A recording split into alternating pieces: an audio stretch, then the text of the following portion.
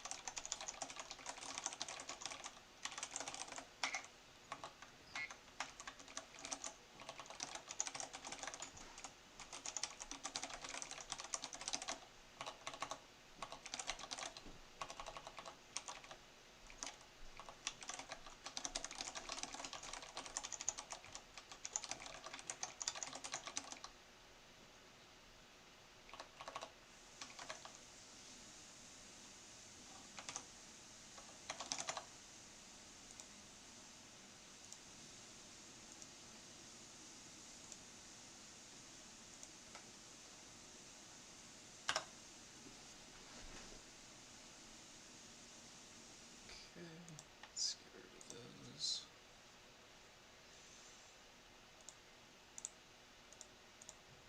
Okay, make sure this is still looking right.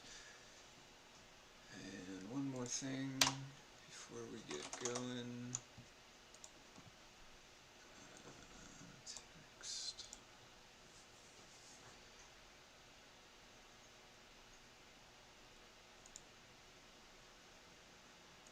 One thing I should do is put the sound off to the headphones.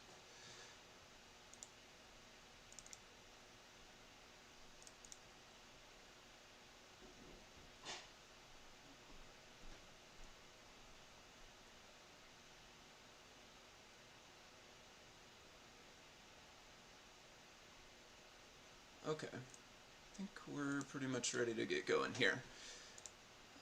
Alright, so brief intro. I know some of you folks, if you have watched this video before, or if you've watched Scott's streams, you might, have heard a lot of this stuff, every time we do a video, but we always want to be cognizant that there could be new folks who have never used CircuitPython.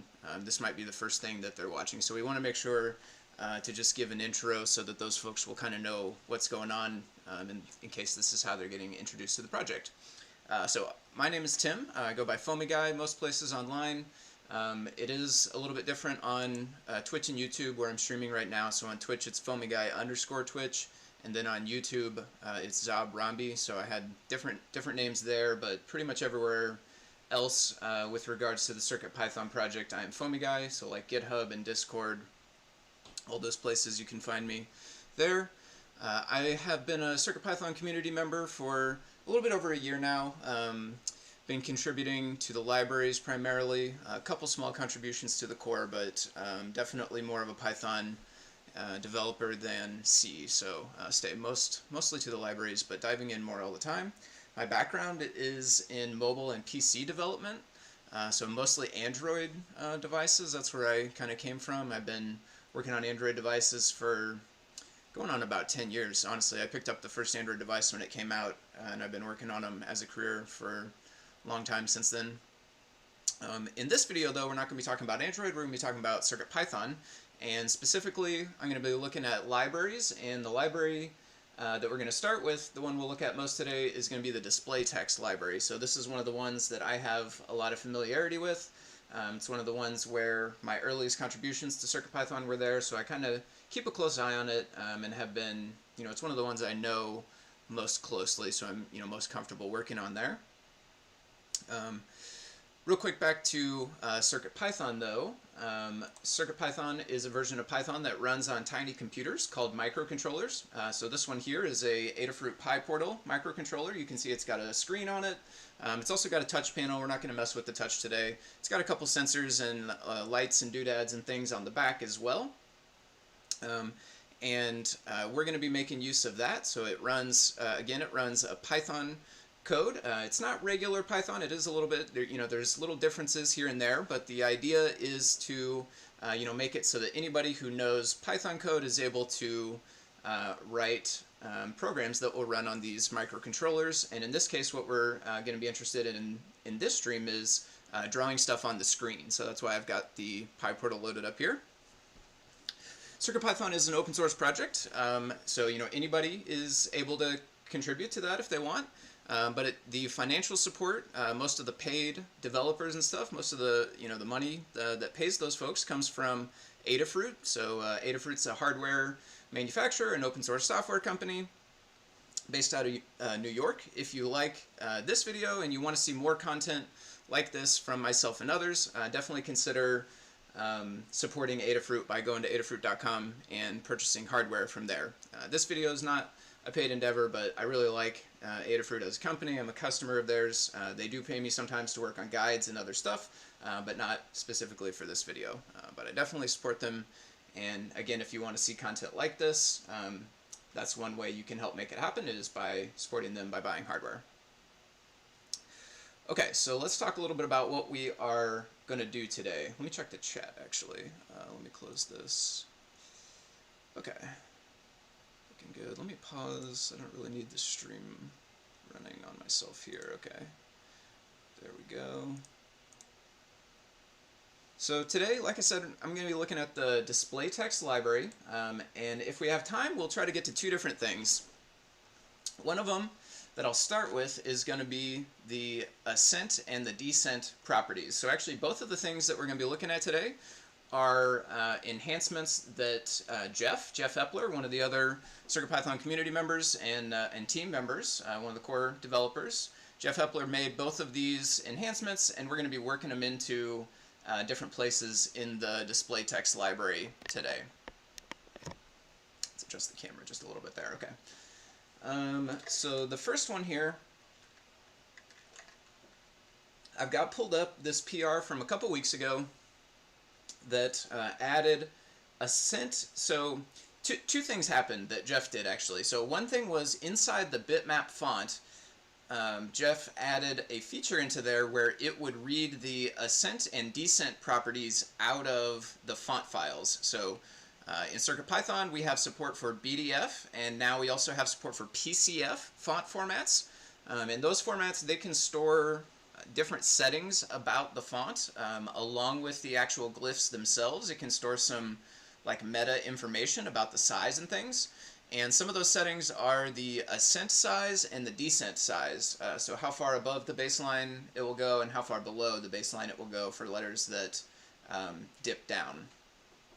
And previously we were not, those values were contained in the font files, but we weren't making use of them. Instead we had some logic, which we'll see once we dive into the code. We had some logic that was pulling out a couple characters and then trying to measure how big they were, and then using that to determine the ascent and descent for the rest of the whole font. So a couple weeks back, Jeff came along and made the Bitmap font library a little bit better to make it use the ascent and descent properties that are inside those font files. And Jeff also came and did a PR here in the display text library, which works along with the Bitmap font library to put text onto the screen. He made an enhancement here that actually went ahead and made use of the new features within Bitmap font, which again were the ascent and descent properties. So the thing that I'm going to start out working on is basically making these exact same changes that Jeff did inside of the label, the regular label, if you will. I'm going to be making those same changes in the Bitmap label. So I'm going to jump over to my PyCharm here. We can close this little warning. We don't think we need Blinka for right now. And so inside, I already have opened up to the display text library here. So this is the, again, Adafruit CircuitPython display text library. And inside of the library, what you'll see is that there are two different files here. One is just called label, and one is called Bitmap Label. They both do very, very similar things, but they do it a little bit differently. Real quick high-level overview of it, the Bitmap label is a little bit newer. KMatch98 created that, And what it does is it puts all of the text for your label inside of a single bitmap, and then puts that bitmap into a tile grid, which it can then show. You can either put it, once you have a tile grid, you can put it into a group, or you can just go ahead and show it on the display. So it puts, the key thing is that it puts all of the text into a single bitmap, and then it puts that into a tile grid, and then that goes, into a group, which can be shown on the display. Whereas the label, the regular label, which was the original one, it puts each different character into its own bitmap, and then makes a tile grid for each one, I believe, and then it collects all of those different tile grids for each of those characters and puts those in one group, and then you can draw that to the screen. And the differences between the two are, kind of down only in the nitty-gritty technical side of things. So they both, from the user's perspective, work pretty much the same. There are some very minor differences, like in the regular label, there is this property when you initialize it called max glyphs. And in the bitmap label, you don't actually have to use that. It's provided somewhere in here, I believe. Yeah, max glyphs right here. It's provided, and you can see though there's a comment here that says it's ignored, and it's only present for compatibility with label. So the only reason why this one is here is so that you can just swap the code real quick. You could change label to bitmap label and vice versa, and if you happen to be making use of this parameter, this would make it so your code doesn't crash, which is nice. And the reason why we don't need this max glyphs thing anymore is because this is actually ultimately goes into the group, display.io group, which I'll pull up the docs for that here. Display.io group. It has a parameter called max size, which determines how many things you are allowed to put into the group. So let's go to the current documentation. So again, this is display.io group, and inside of it, when you initialize it, it will have this parameter right here, max size, which again defines the number of things that you're allowed to put inside the group. And because of the way, like I was saying, that the regular label creates a bitmap and a tile grid for each of those characters, and then puts all those things into a group, it needs to make sure to set the max size on the group to be big enough to actually hold all of those different characters. But with the bitmap label, since we just have a single bitmap and a single tile grid, there's only one thing in the group. Therefore, we can just set the max size to, well, I think 4 maybe is the default, and we're not going to get over 4, so we could just use the default, and we would never have to worry about it. So that's one of the key reasons that you might want to use the bitmap label is this max glyphs. You don't have to worry about that at all. So especially if you're going to be putting dynamic text in your label and you don't necessarily know how many characters it might be, then you might want to use that bitmap label. And the other thing I will say is that at least as of the last time I checked, and this could be changing all the time as they make improvements in display.io and the core, but at least as of the last time I tried it, the bitmap label does use a little bit less memory. So there's one of the tests here that's in the examples folder is a comparison, label bitmap label comparison here. And if you run that, I don't think I have the fonts that I need already set up for it, so I'm not going to run it right now. But if you want to give it a try on your own, what you can do is run this, and then it will create a couple of different labels of each type, one regular and one bitmap. I think it might actually do 2 of each. And then it will put them all on the screen, and it will tell you how much memory it used. So you can see that it does, I believe, at least last time I ran this, it did use a little bit less memory for the bitmap label. Okay, so that's enough, I think, about the differences between the two. And so again, what we're going to be doing specifically is bringing over those changes that Jeff made inside of the regular label to use those Ascent and Descent properties. We're going to be putting them into the bitmap label. So I've already got a branch, Git, repository branch set up to work on here. So I don't need to bother with that today. I got it set up to the most recent Adafruit master, so we should be working from the current state of the repo. And what I'm going to do is head back to my browser, and I'm just going to look at those changes again that Jeff made on the regular label, because that's pretty much, we're just going to be bringing those same changes over so we can see what was there and see what we'll need to bring in. Okay, so a lot of this stuff also looks like it got caught up in the pre-commit, or maybe it was black. I'm not 100% sure what changed. Something, either the version of black or maybe the version of pre-commit or something. Something changed, and it caused the formatting to be a little bit different. So this kind of stuff is just changing the docs. That's not necessarily what we're interested in, but down here is what we want. So you know, again, for those new, if you might be new to GitHub and Git, and in particular pull requests, PRs. So if you hear me say PR, that's what I mean is pull request. If you're new to pull requests, this view that I have right here is the differences, and what it's showing me is everything in red got removed and then everything in green got added.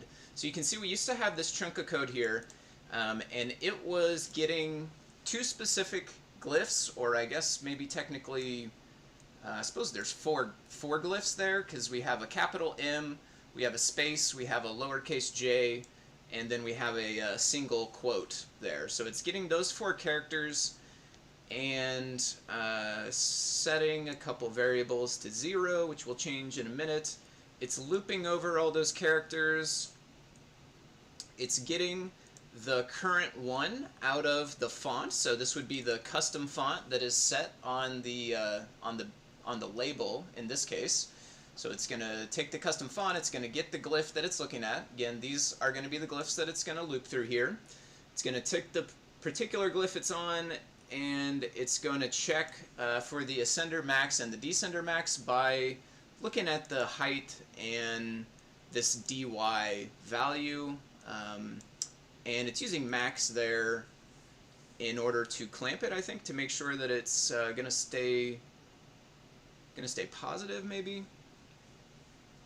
I think that's why we're using the max there. I'm not 100% sure though, but it's doing a similar kind of thing for the descender.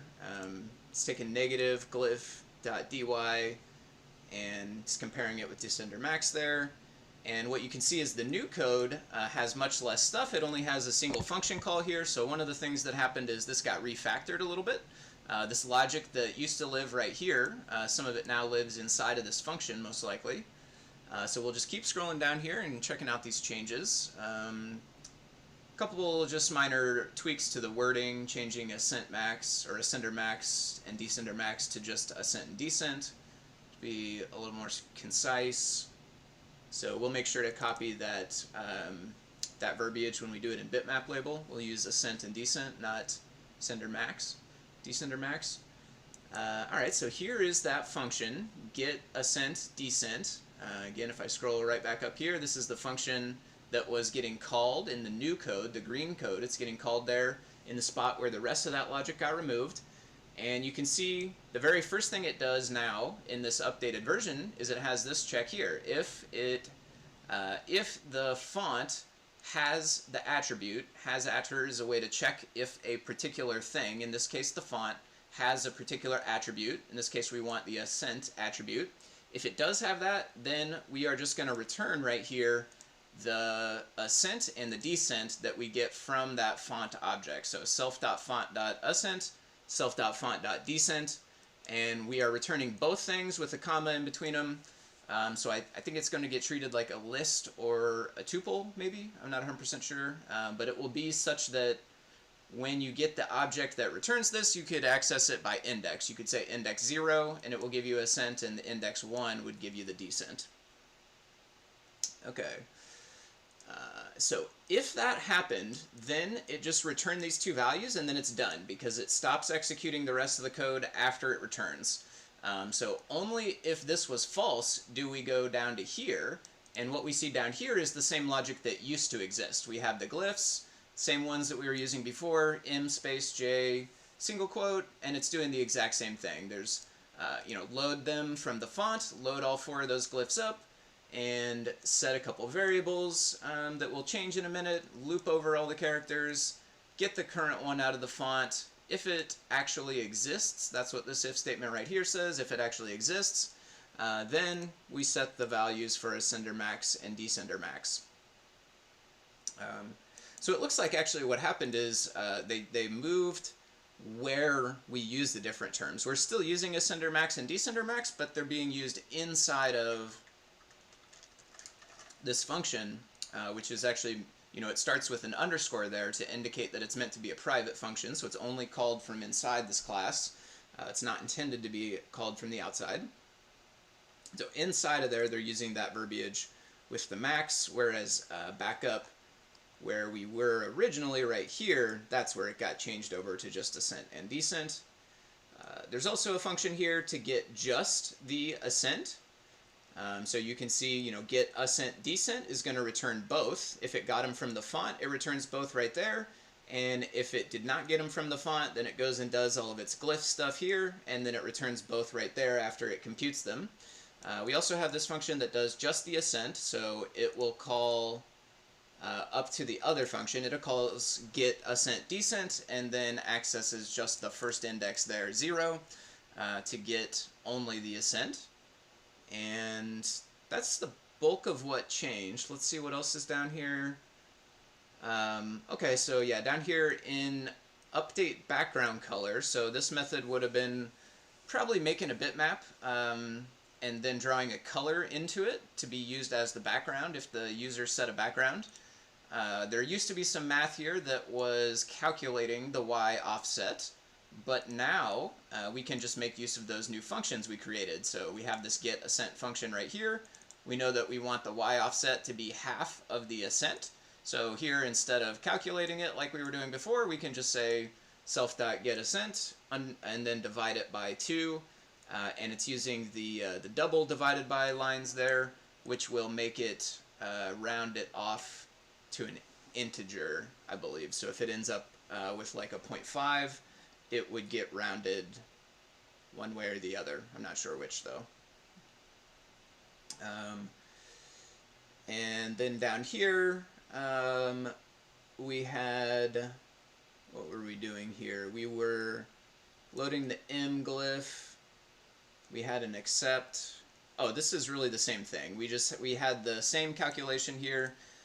It was calculating the Y offset, and in the new version, we are doing it again with that get ascent divided by 2 there. So looks pretty straightforward. I think it seems like the things that we will bring in are going to be these two functions, get ascent descent, and also this get ascent. So there's a bunch of ways I could do this. To start out, though, I'm just going to copy it right out of the GitHub page here. And again, I already have a branch going here, so we'll be ready to push when we're done. Let's see where roughly this was at. It was 175 inside of label, so let's just take a peek, and we'll try to put it in roughly the same spot. My line numbers got turned off. Why on earth would that happen? Show line numbers. Yeah, that shouldn't even be an option. I don't understand why they would let you do that. Let's see. Whoops. Let's check out the chat. Jeff says it gets returned as a tuple. Hey, how's it going, Jeff? I appreciate you checking it out, and thank you for clearing that up. Don't need mu here.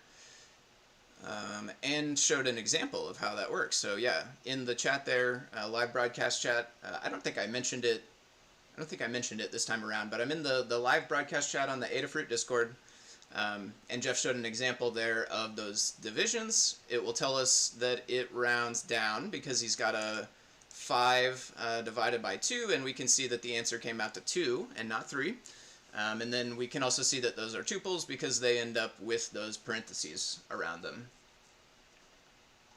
So label around 175, it was, well, it used to be, so we got these two things, they came in right above the update background color function. So I'll try to keep them in roughly the same order. It doesn't matter so much.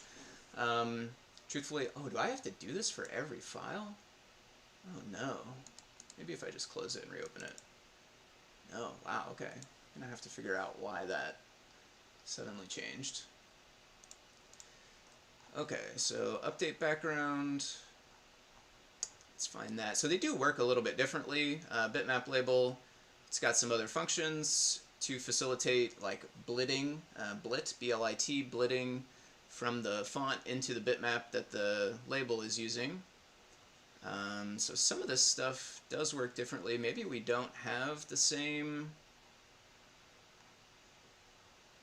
Yeah, it looks like we might not have that same method. I guess just because of the way that it's going to build the bitmap, it takes care of the background kind of at the same time that it takes care of the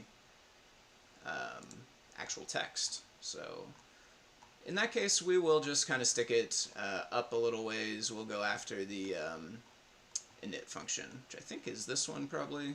Nope, that's reset text. Which does reset text does a lot of the actual work of laying out all those different characters. So there's our init. This one's our reset text. I'll put it after that one. That one's kind of a long one here. Okay. So we're going to paste these as long as we got them copied still. Yep, it looks like we do. And then we just need to go back and actually make use of them and make sure that all of the properties have the same names and everything. Okay, what is this? Too many blank lines, so we'll go up. Yes, we do want to do the same thing here. If the font has an Ascent, then we can use it. I guess one thing that could potentially go wrong here is if it had an Ascent but not a Descent, you might get none as the second one, but I suppose it's most likely that it will have both if it has one. So we have get Ascent. So we basically want to find the spots where we were doing that calculation now and change them over to use the get Ascent divided by 2. So in this case, we could probably try to find anywhere where it's doing something like this, where it's getting the glyph of either M or J or the single quote and then dividing by 2. Idea is that there are old fonts that have neither and new fonts which will have both. Don't know why you would implement a font that has only one. Okay, that's good. Okay, so this I think is going to be one of the places where we would use the Ascent, and let's look at our parentheses here. We have getting the height of M, dividing by 2. So really, I think what this is doing, label position offset, so to calibrate with label pipe positioning, what that means is that with the regular label and the bitmap label as well, they work the same in this respect. If you set the position using the X and Y coordinates like this, text area.x equals whatever, text area y equals whatever, the X coordinate that you're setting is the far left side of your label. The Y coordinate, though, is it's halfway down the Y, so it's not the top left. It's not like 0, 0 in a geometry top left coordinate plane. Instead, the Y starts halfway down. So this code that we just saw here in Bitmap Label is what is accounting for that. It's shifting basically the Y position offset. It's shifting it up by half the size. And so now we will be able to just say, we don't need to get this M. We can just say the single one, the ascender, get Ascent, and then we can divide by 2, and we should, I guess, I don't know what would have happened before. It could have gotten into a decimal there, but we'll match up with what label is doing now and make sure that that's going to be an int. Oh, I see, right, of course, it's calling int right here, so if it did come out with a decimal before, then it would have rounded off however int does. I suppose probably the same way, but I'm not sure. Okay, let's take a look at the rest of this and see where else we might be checking the size like that. Reset text, bounding box size we might need to be, but that's zeroing it out. So that's only if it was, this branch was only if the text was empty. Do we want to do all of that? It's basically reset everything by removing stuff from our internal group. So here we go. If the text screen is not empty, So there's also two different ways that you can set it up. It's called background tight, and it can be either true or false. So if you set that to true, then the bounding box that's around your text will be a little bit smaller. If you set it to false, then you'll have a little bit more padding.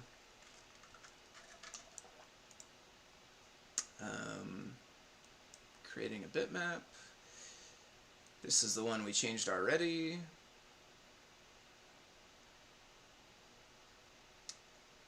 Local group.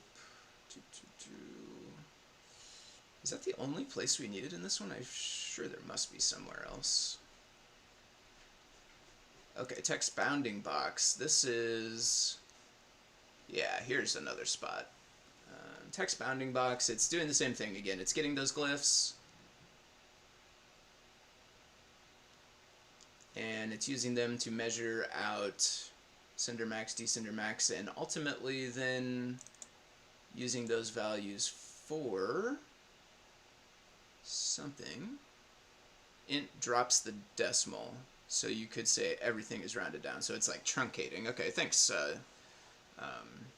John. I think it's John, maybe. If I'm wrong about your name, I apologize. Exposition.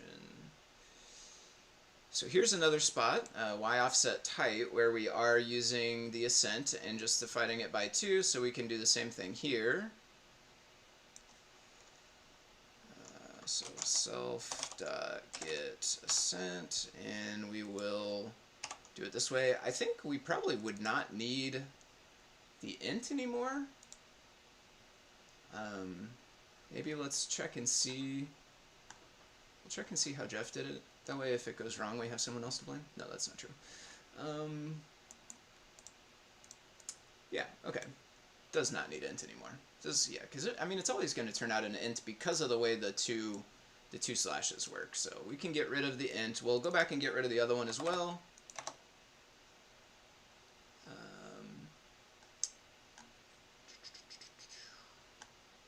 Where was I at?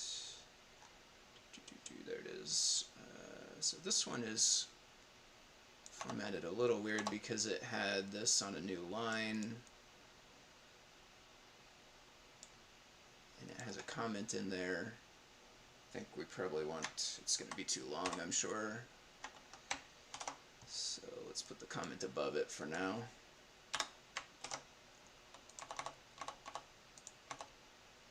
And we don't need all of this space.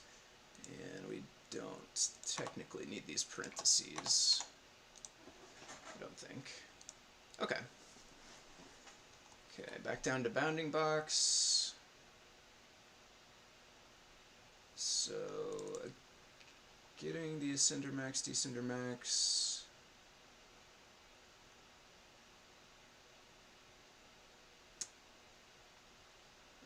It should be used, there we go. We're using them all the way down here where we do the final Y offset and the final box height. And these both say loose, so yeah, there's also tight versions there, and again, that would be if you have that that configuration setting, tight background, I think it's called, to get extra padding. So basically, we don't need any of... We don't need anything that is grabbing those M and J and all of that stuff anymore.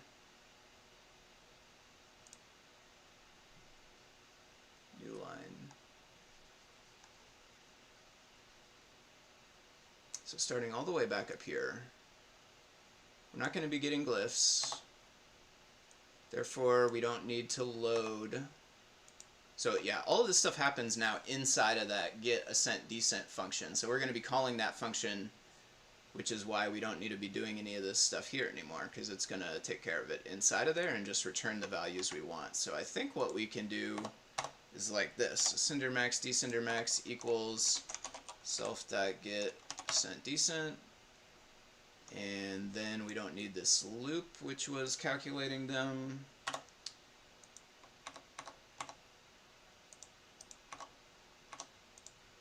Okay, so then we are doing what? Calculating some So it's the whole thing's calculating the bounding box, and it needs to know how many lines there are, because each line would make the thing bigger in the Y orientation. So I think we still need all the rest of this stuff, because this is all calculating where our box is going to go.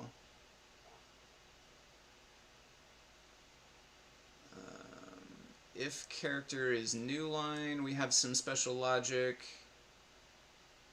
If it's not new line, we want to get the glyph out of the font. Here's where our new line logic takes over.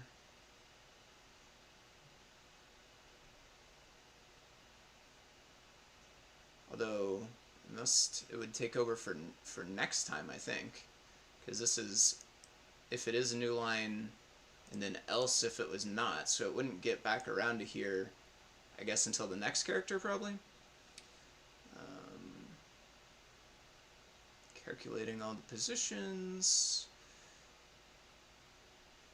First line, find the ascender height.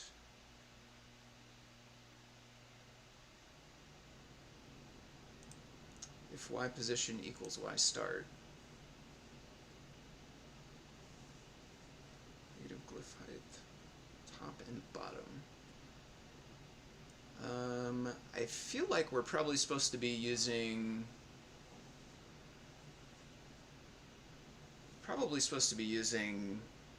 Ascent and Descent for these two, I think.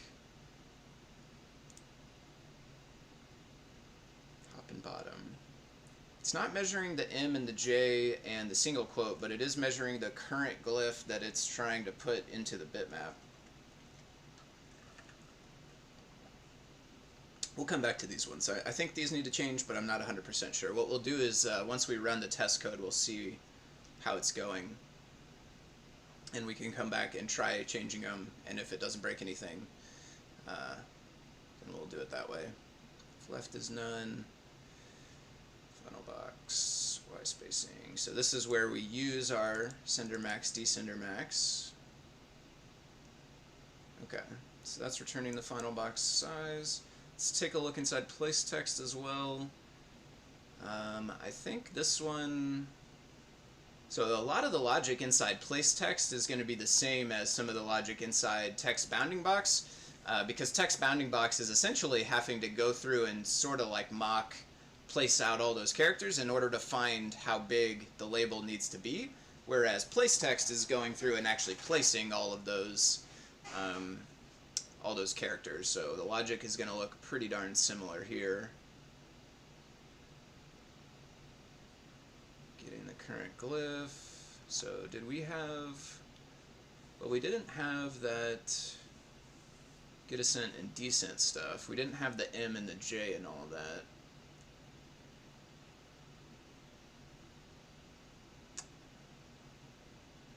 Blit. Turn the bounding box. Okay, we might have gotten them all for now. What is this one? This is Blit Function. Yeah, we won't have to change anything inside Blit. So, quick, let's talk about why this is here. Blit. Blit, it was a new term to me, but it's basically like copying a region from one bitmap into another bitmap. And the reason why we have this declared here in Python code is that it's actually put into the core now, inside display-o bitmap, which is probably somewhere on this page. Bitmap.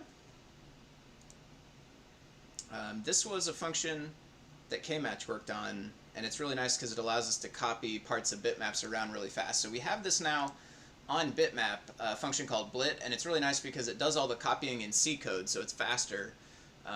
But it only got added more recently, CircuitPython 5.3 or 5.31 or something like that, something relatively recent. And we didn't have for a while we didn't have a stable release with that in it, so we put this in here that way it would still work on devices that didn't have a new enough version. Truthfully, it's probably getting close to time now where we could go back and take this out of here and just rely on the one that is inside bitmap itself in the core, and if they don't have that on their device yet, then we could just let them know they need to update, because it's definitely been a couple of different releases now, and we have a stable one for sure with that in there. But it's copying their scaling, line spacing, colors, backgrounds, texts, fonts. I think we might be ready to try it for the first time. Yeah, that's the end right there, anchored points. So let's go ahead and try this. So I do, like I showed you before, I have this PyPortal set up right here. So we're gonna eventually test it on there. But before I get to that, if you've watched any of these streams before, you might know one of the things I like to do is just run this on my PC first. So with Blinka Display IO, we have the ability to run Display IO programs on like Raspberry Pi and other single board computers, and also on Linux. And the other thing that fits together with this is this Pygame display that I created. So Pygame is a open source Python project. Here, I'll just pull the page up for just a second here.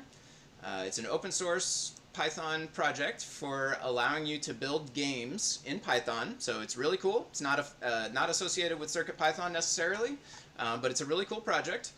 And what I did is I made it so that you can use Pygame to draw a window, and inside of your CircuitPython code, it will basically just think it's a display. So you set it up just like you would if you were connecting an external display, or very similarly as to what's happening internally when you use a device like a PyPortal. It's doing all the setup for you.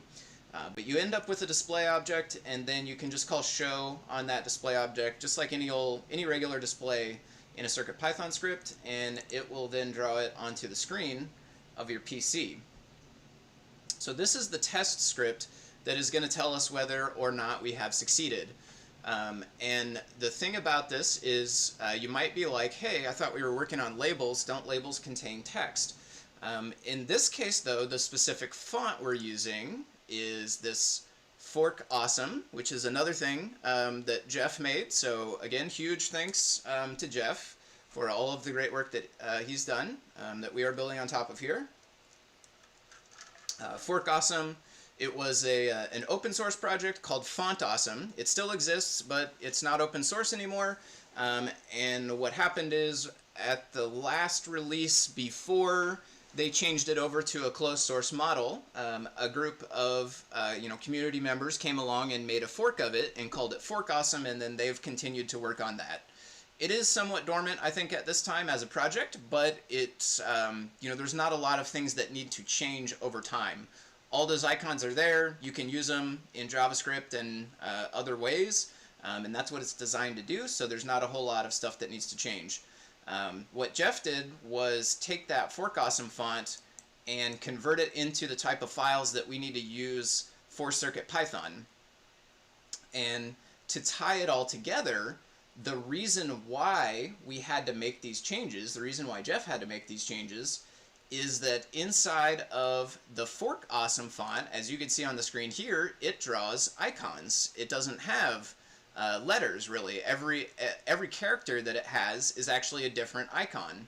And none of those icons are the letter M. So the way that we had this code before, inside of like Git Ascent and Descent, the way that we had this code like this, where it was trying to get these glyphs, the M and the space and the J and the single quote, this is going to fail in Font Awesome because it does not contain these glyphs.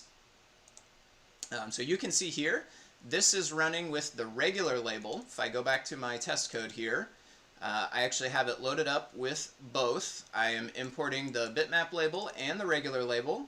And then down here, where it gets set up, I actually have 2 lines of code there, and one of them is commented out. So you can see right now, we're using the regular label, and it works correctly here because Jeff did the work to fix it there. So we can close that, and if we switch this up here to the Bitmap label, we can see whether or not this is going to work. We might need to, I'm not sure if I'll need to use like pip to uninstall. No, yeah, we're good already. I was thinking, so I was not sure. I probably have installed Adafruit display text with pip, and I wasn't sure if it was going to be smart enough to use the one that's in this copy of the library that I'm working on rather than the one that's installed with pip. But it looks like it is, so let's just double check everything is actually doing what we think it's doing. We've got our window here. It does have our glyphs in it, so that's really good. One thing we could do maybe, let's just go back and show that it didn't work before. I forgot to do that when we started back, at the beginning. So what I'll do is I will make use of version control. I'm going to commit this for now. So starting Ascent Descent for Bitmap Label. So I'm going to push it also. And before I push, I want to check this preview thing right here to make sure that this says origin and not Adafruit. I should set it up so it doesn't use origin. I should make it so it says Foamy Guy. I don't know exactly how to change it off the top of my head, but I do know in this repo origin is Foamy Guy, so this is good. We are going to make sure that we do not push to the Adafruit repository because we don't want to do that yet. We want to go and make a PR later to get our code pulled in. We don't just want to push it to there. So I think that's good. We can push this. Let's just check in on, okay, doing good there. Okay, so that's pushed, and what I can do is I'll just switch back to the current code. So I can switch back to Adafruit master here, and I still have this. You'll see this one is red. My test one that I'm using here, it's red in my IDE because I chose not to check it into the repository. I'm just using it for testing, but because of the way that it uses this weird Pygame display, since that's not necessarily a standard library, we won't check this one in. But it is super helpful because then I don't have to switch back and forth with my PyPortal. So you can see this is trying to run. It's thinking about it. It's trying to load that font in the background, and there we got a crash. And if we look in the crash, we can see the traceback is going through the constructor, reset text, and then the text bounding box. And it is coming from this line of code right here, which is exactly one of the ones we changed, which was assuming the M exists and trying to divide it to get the ascent. So that threw an exception. When we switch back to our branch that we were just working on, Bitmap Label Ascent and Descent, now we can run it, and this time it will work. So there's all of our icons. It's working good.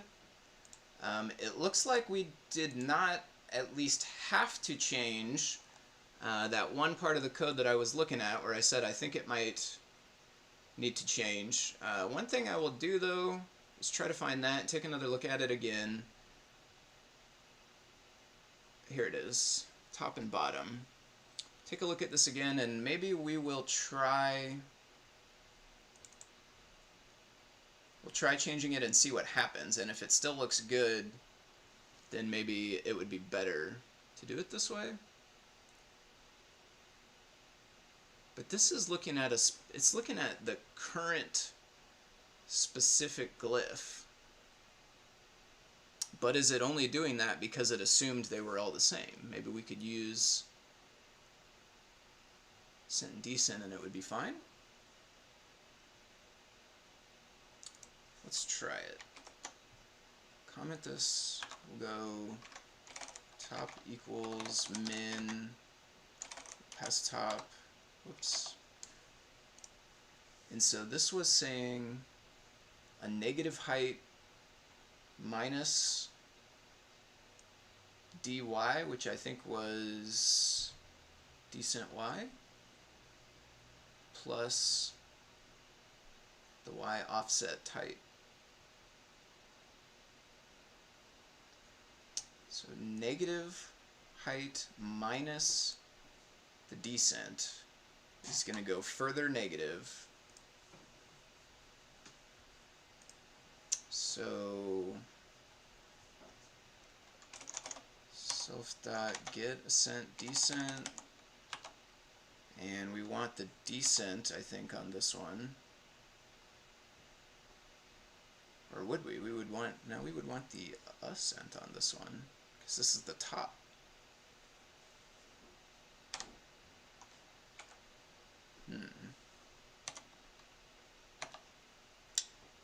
Yeah, one thing you will find if you watch enough of these videos is I am a little bit of a guess and checker when it comes to a lot of the code. I don't have a complete 100% full understanding of how all of this is working, and a lot of times what I end up doing is just kind of like making changes to see what happens when I run it, and that's how I learn how it's working. So let's just try this. I think because this was negative and this is now positive, it seems unlikely to just work the same way. But it does. Let's do the bottom also.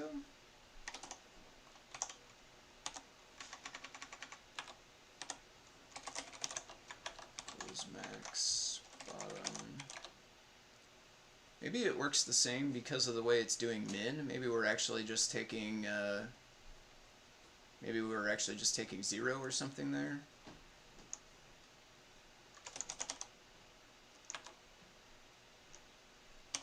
Descent. So we'll do descent on this one. Get the index 1.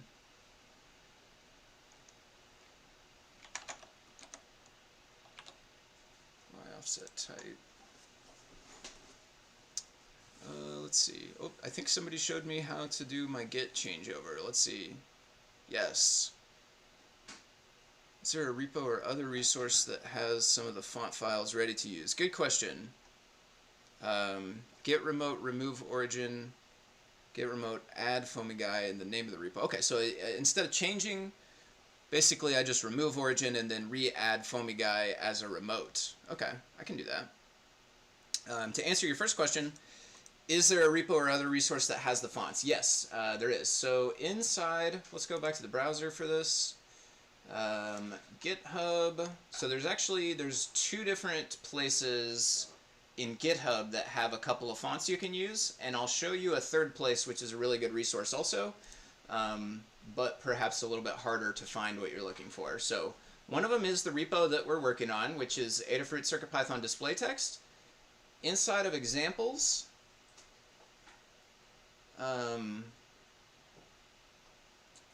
there's not a font. Here it is. Inside the repo, there's a folder here called fonts, and this has a font file here, League Spartan Bold 16, and this one is a BDF font format. So here's one that you can use. Again, that's in the display text repo. The other one that's in a repo is in the Bitmap font repo. So this is the library that loads BDF and PCF font files so that we can use them with the label. And inside of this one, I think it is inside of examples. We should probably align those two. We should probably figure out if we want it inside the examples or inside the repository root.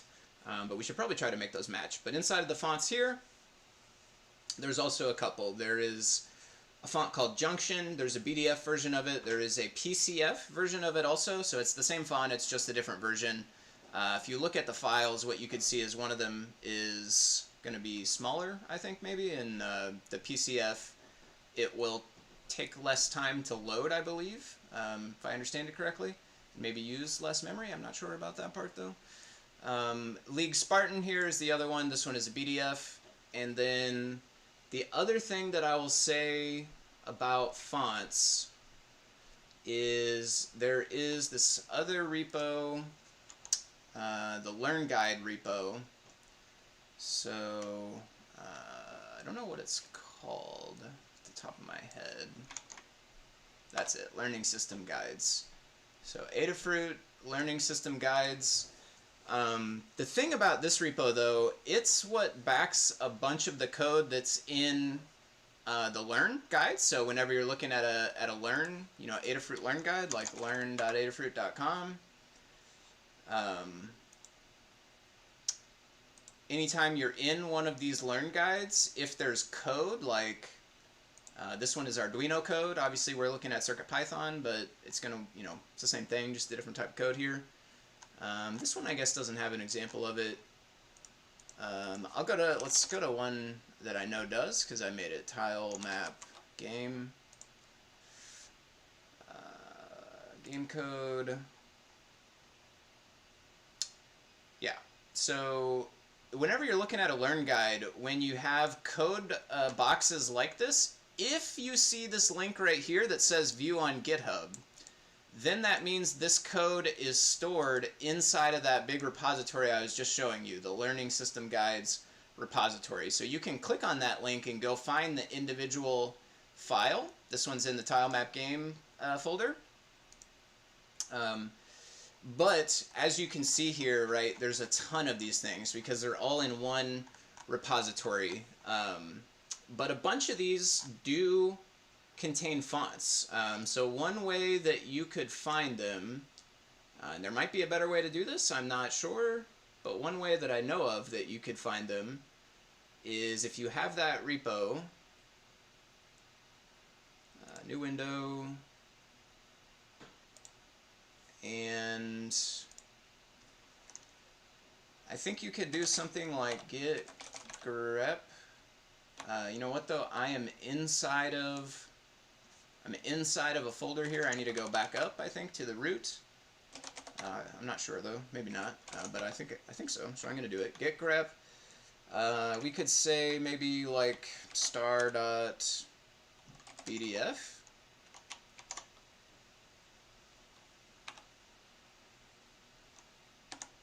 I don't know if these quotes, it might not like stars either.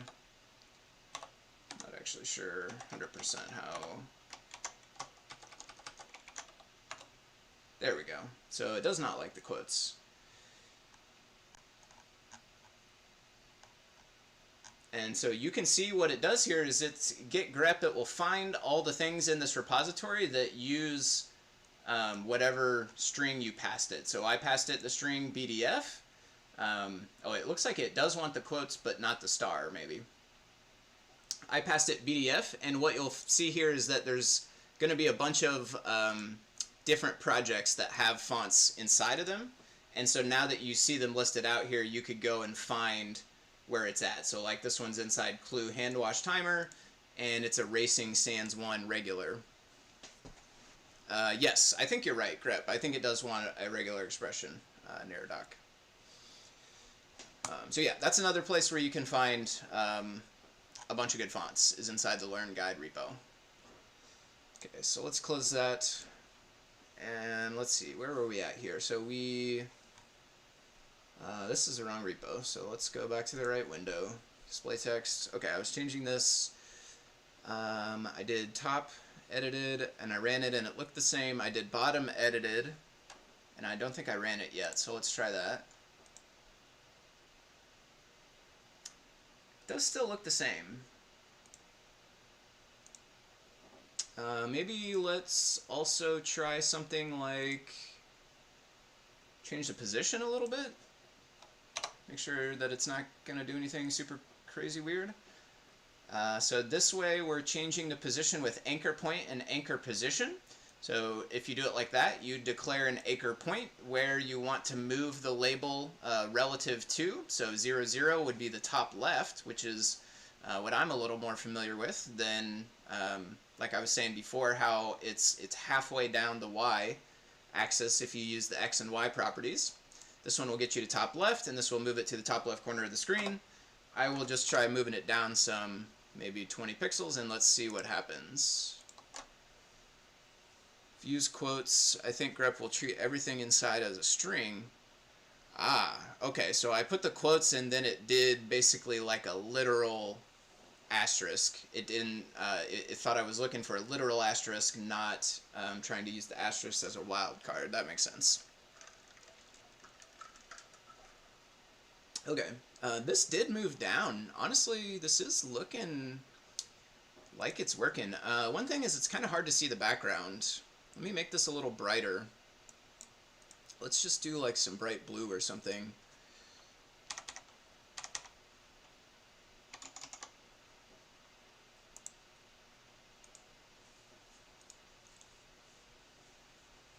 Okay.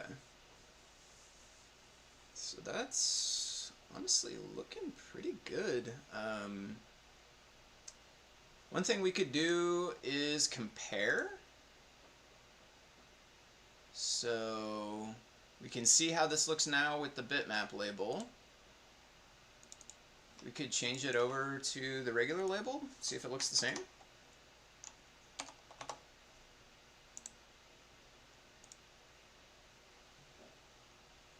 Yeah, to my untrained eye at least it does.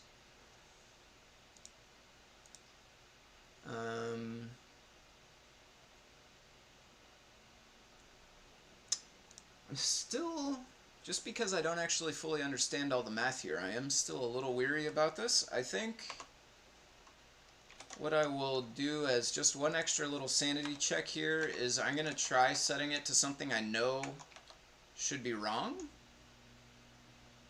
and then make sure that it looks messed up so that I can see like if it would actually show me if I was making a big mistake here. Yeah, let's just put something. Let's just put 40 and something here and just make sure that this gets messed up. Go 80 on that one. Not really sure what it will do.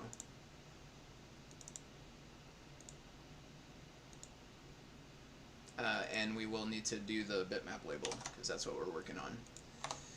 Whew.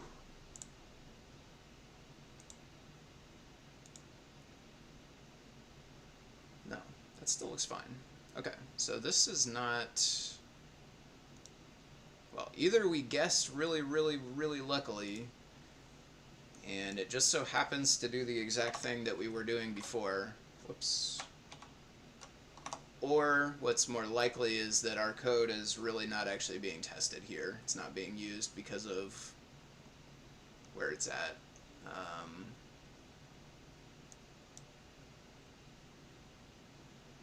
Position. Star alone in regex is not valid. I think that's why I treat it as a literal. Huh, interesting. Yeah, regex is one of the things like I'm at a copy-paste from Stack Overflow level of experience. Or the other thing I will do with regex, this is a really cool thing. It doesn't really relate to CircuitPython, but I like this page. Regex, I think it's, I don't know, I don't actually know the site I find it from. I just do this, Regex Tester. I want to say it's one of these. Yeah, this is one of them. This is not actually the one I like the best. Oh, I think this is it, Regexer. Yeah, this is the one. This is a really, really cool tool. If you need to use regex and you're like me and you do not really understand at all what's going on, this page is amazing. You can put your regex thing up at the top here and you can like highlight on all these things and it tells you what they mean. You can put your sample text down here. It will show you everything that matches.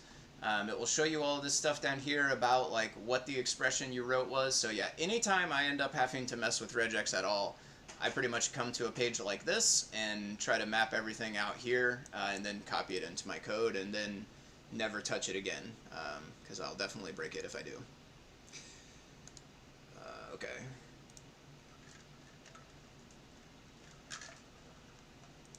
So let's see where these are getting used. Final box tight.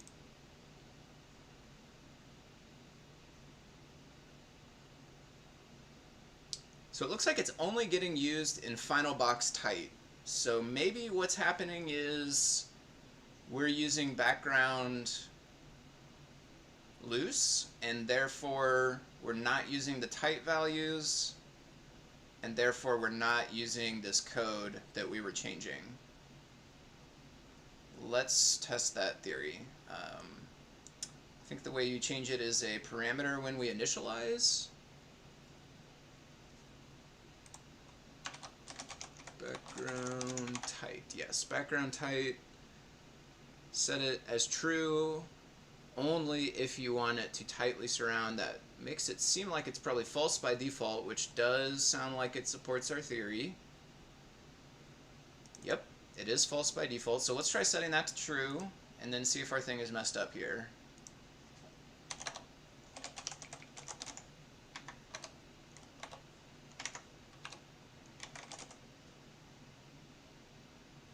Okay.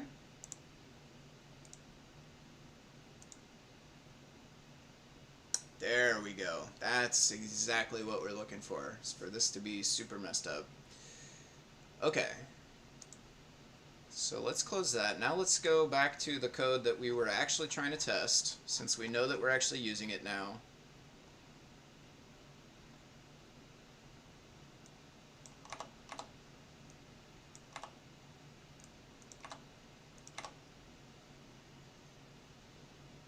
Top and bottom, okay. This was our new code. Okay, so we do have a problem. It's not tall enough to fit the full character. Ah, yeah. So in order to use a star in the regex there, it needs to have a slash in front of it.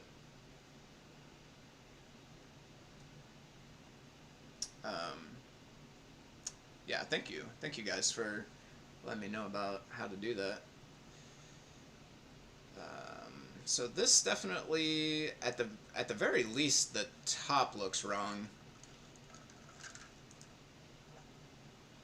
The bottom maybe looks okay, but the way it's doing max again, it could just be taking the default value and not actually messing with my new math. So one thing is, this did say negative before, so it seems likely that this would probably need to be negative as well.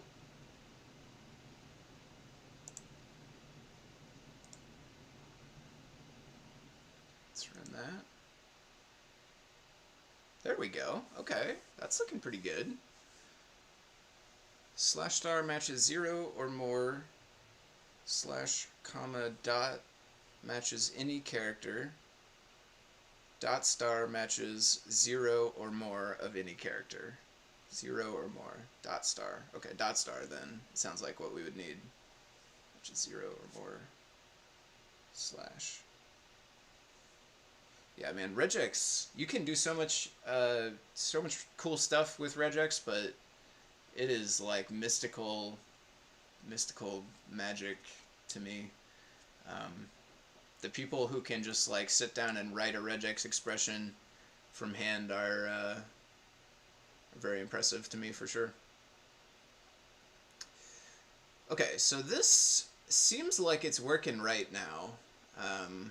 We still have this set to 20, so that's why it was down a little bit.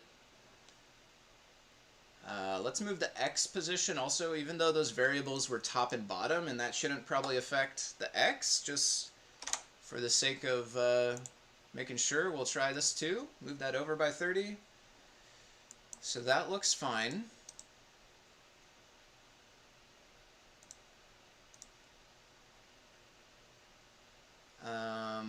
Maybe what we will do is also compare it if we do background tight on label.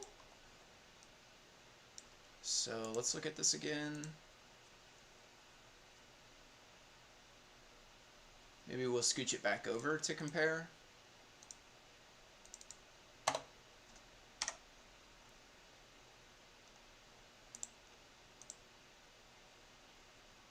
Okay, and what I'll do is I'll grab a screenshot of this. That way we're not just relying on me being like, yep, I think that looks the same. Instead, we'll try to take a scientific approach here. So we'll grab a screenshot of this one. I'll save it off, and then we can load it up, and we can look at them side by side. Somehow we could maybe run it side by side, but well, let's try that. It says stop and rerun when I do it. It's not allowed to run in parallel, so yeah, maybe we can't run them side by side. And of course now I closed out of this thing, which means I forgot to save it, and I don't think I have a copy of it, so let's do that.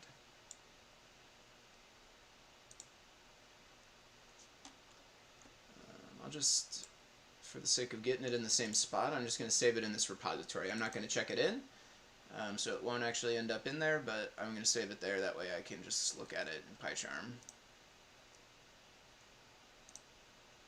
Okay, so there it is. Again, it's red now, so that tells me that it's not checked into Git, so it's not going to get pushed whenever I do make a commit and push. So we have the image, so let's close the actual app. Try not to get fooled by the fact that we have a screenshot of it now. Let's switch it over to label, the regular label. Delete that, and let's put this to background height.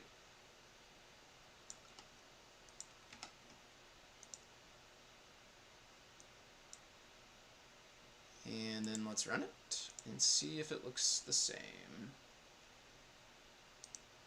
So there's this one. Here's this one. Yeah, it's looking pretty good to me. Oh, you know what? Actually, there is one difference. On the screenshot, we have space below the martini glass, and on this live one, which is now using label, we do not. So the bottom is different.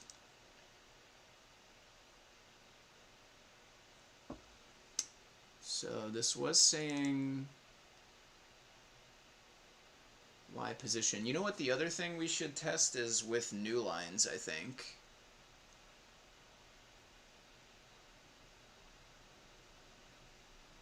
I feel like we probably need to be still subtracting this, maybe? Let's try that.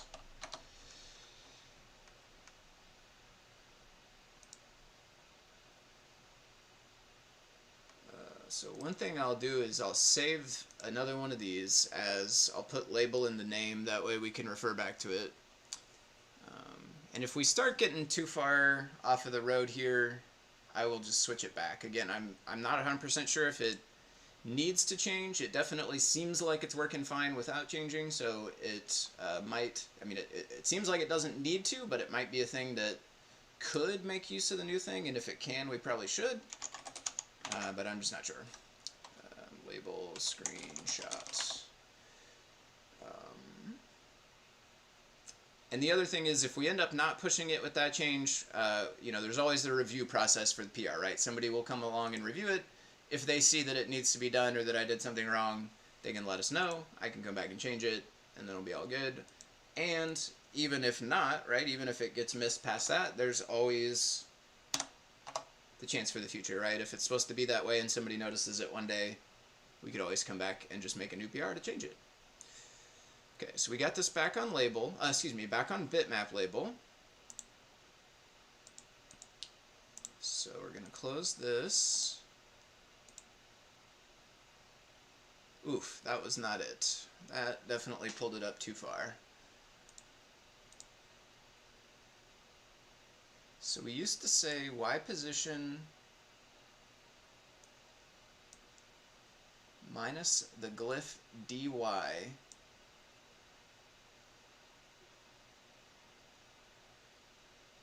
plus the Y offset tight.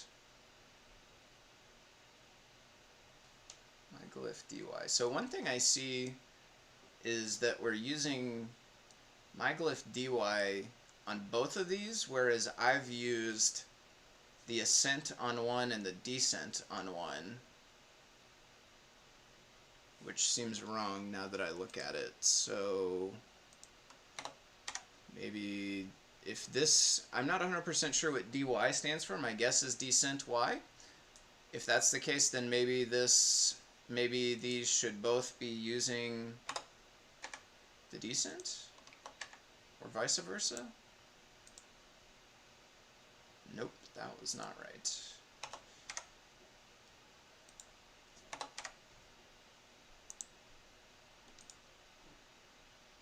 Okay, not that one either. So I think what I'm going to do is just put it back how it was, because that was working. We'll confirm it by running the test again. And we'll wait and see if anybody says anything on the review or in the future. So this is how it was. Let's just make sure it works. There we go. This one is background type true, and we do, now it's matching the label one. There's no space under the martini glass. Just double check. Yeah, we're definitely using Bitmap Label. Okay. So since we're not going to change that, really the only things left to do at this point are test it on the PyPortal. We definitely want to run it on a real CircuitPython device to make sure that it works there. My Pygame display thing, it shouldn't be any different, at least for the purposes of this. But because that's obviously like my own thing, it's not officially supported, it's kind of off the rails a bit, we definitely want to make sure and run this on a real microcontroller, that's actually running CircuitPython, and make sure that it works the same there. The other thing that we would need to do is just clean it up to get it ready to push. We would just need to run Pylint and Black and all the rest of the stuff. What I'll actually do is I have pre-commit set up now, so I'll run pre-commit to do a bunch of that stuff for me. Do we want to make a test for this? I don't think we do. We would have to include that font if we wanted to make a test, or we'd have to include a font that has that property and doesn't have the M or the J or the rest of those characters we were looking at. So I think it's okay to leave it without a specific test for now. So we can run Pylint and pre-commit. Let's start there. Pylint. Okay, so I'm in the docs folder, which I don't need to be. I need to be back in the root. So there we go. Pylint --rc file is .pylintrc. Whoops, we need to tell it what to run on. Bitmap Label. Okay, rated 10 out of 10, so that's good. Pre-commit, the way that we run that is like this: pre-commit space run space all files. I think it's like that. And okay, so the thing is that pre-commit is not only looking at things that are checked in. Pre-commit's looking at everything, which includes my files that I didn't actually commit. So one thing is we failed the black check, which means that our code needs to be formatted with black. Although I think it might have already done it. If I understand what I've been seeing lately when I've been using pre-commit is, I think it does this for you. So if I just were to run it again, the next time I think we would not necessarily fail for black. Just make sure we're looking good here. Yeah, okay. But we also failed reuse, which is the thing that's checking the licenses. This is saying the following files don't have a license information with them. And those are pretty much just the files that I did not actually check in. So we can remove them. Truthfully, I think if we went and actually pushed, I'm pretty sure, because we're not pushing these files, when the CI runs on GitHub in the actual repo, I think it would not fail for these things since these files don't exist.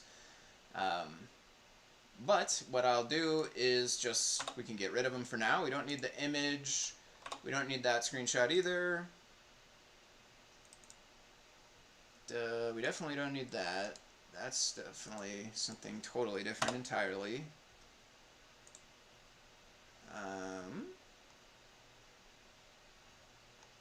Okay. Fonts, we don't need the fonts. What I'll do with the fonts, actually, I'm going to take a copy of these things and I'm going to leave it over here just so that if I did want to run it in the future, I could do it. This is my local copy of my Pygame display library, and you can see as of right now I kind of have a bunch of different stuff I haven't pushed in a little while, so there's lots of changes that need to be pushed, but I use it as a place to kind of just dump those test scripts that are made to work with it. So I'll put a copy over there in case I want to run it later. We can delete this, we can delete the font. I notice I did font instead of fonts. Don't think it matters too much, but we should try to keep it consistent. I think I saw fonts with an S earlier, so I shouldn't have switched that up if I did. Okay, so we got rid of all those things. Let's run pre-commit again and see what improvements we have. Looking much better now. So it's pretty much impossible to read these unless you highlight them. But if I highlight them, we can see there it says pass, pass, pass, pass, pass. So we did pass black this time, which means it did go ahead and run that for us. Reuse is happy now. We don't have any files that are missing licenses, so we're good there. I already ran Pylint before. We could run it again just to be safe, since black made some changes maybe, but we're good still. What am I missing? Docs. Let's run the docs. Yeah, it never fails. If I remember to run Pylint and black and pre-commit and everything, and then I push, always there will be a reason why the docs doesn't build, since I forgot to do that one. I don't know the command off the top of my head. It has a bunch of flags. So here's where I usually copy it from. Sphinx build.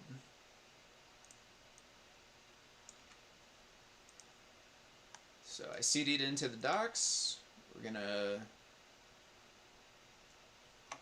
paste this.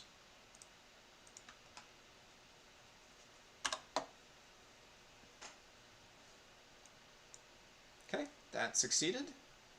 So we're good to go. The only things we added in Bitmap Label were private. We added get Ascent descent and we added get Ascent. Both of those are private methods, so they don't necessarily need to be included in the docs. But there is not a doc string. It might be nice if we did go ahead and leave a doc string, although I do notice the majority of the rest of the functions don't have it yet either. So maybe what we could do is make a run through this library and add doc strings to a bunch of the functions. The public ones have them, which is good. Might be nice to add some to the private ones, but since the rest of them don't have it, I will leave it alone for now. And I don't think, well, let's check label. If they have it in label, maybe we'll carry them over. No, okay. I mean, they have helper stuff, like comments that are telling us about the decisions made inside of there, but not the, you know, here's what this function does. But we'll keep that, we'll table it. You know, if anybody who's watching, if you're interested in making PRs, this would be a good thing. That's a great,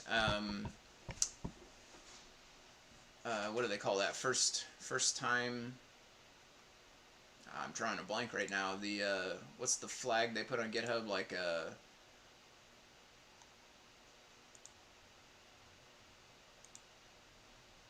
good first issue. That's what I'm trying to think of. This would be a good first issue for somebody if you never made a PR before and you want to get into it. Would be adding some, just a, you know, maybe a sentence or two that just describes what these functions, these private ones, do inside of the bitmap label. You could make it just at the top, you know, right here as a doc string. Put what it returns. It doesn't. This one doesn't accept a parameter, but if the other ones do, you could put the parameters as well. That'd be a great thing for a good first issue for somebody. Maybe I'll make an issue on GitHub for it after this. For now, I think we're good though. The docs built, the pre-commit ran, the Pylint ran. I think I remembered everything, so hopefully it will pass CI when we get it to there. So let's go ahead and push. I'll just take a quick peek at the changes here, make sure there's nothing super crazy. So I already committed a little while ago, which is why there's really not a whole lot of changes in this one. The only thing that changed actually this time around is we got rid of a new line. Looks like black probably got rid of a new line for us, and that is it. So that's our only change here, which is fine. We're not really starting it anymore, so I'll take out starting. We can commit and push. Again, we're going to origin, which is good because that's foamy guy. I'm going to do what John said and change that up so that my repository starts saying foamy guy there.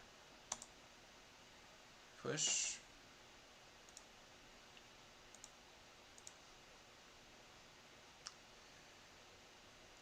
Okay.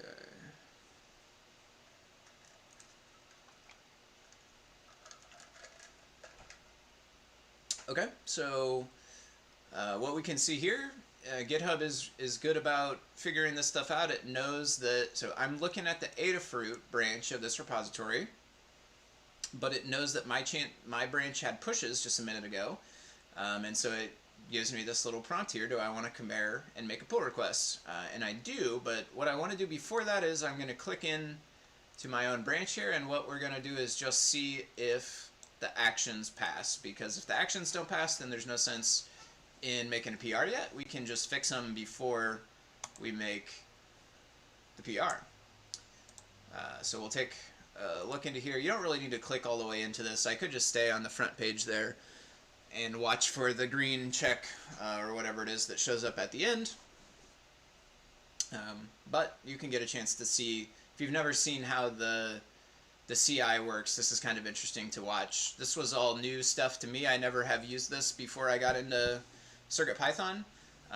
So this stuff is all, it's kind of interesting to me the way all of this works. It was a new concept to me, the way that it will kind of like, I guess, spin up a little server inside there and then run your code, run your commands for you. Like whenever you run it, it's kind of like GitHub cloud server that does stuff for you. I don't know, it's an interesting feature that I had never messed with before, so I like to sit in here and watch it sometimes, see what all it's doing. The other thing that's good about this is actually how I learned where to find the commands to run. So like the way I copied that docs command before, the first place I saw that was because one day I was watching this thing go by, and eventually when it's in the docs one here, it prints that thing out, and so I was like, hey, that's the command I need, and then I figured out that it was in the GitHub folder there. What is this? The log was not found.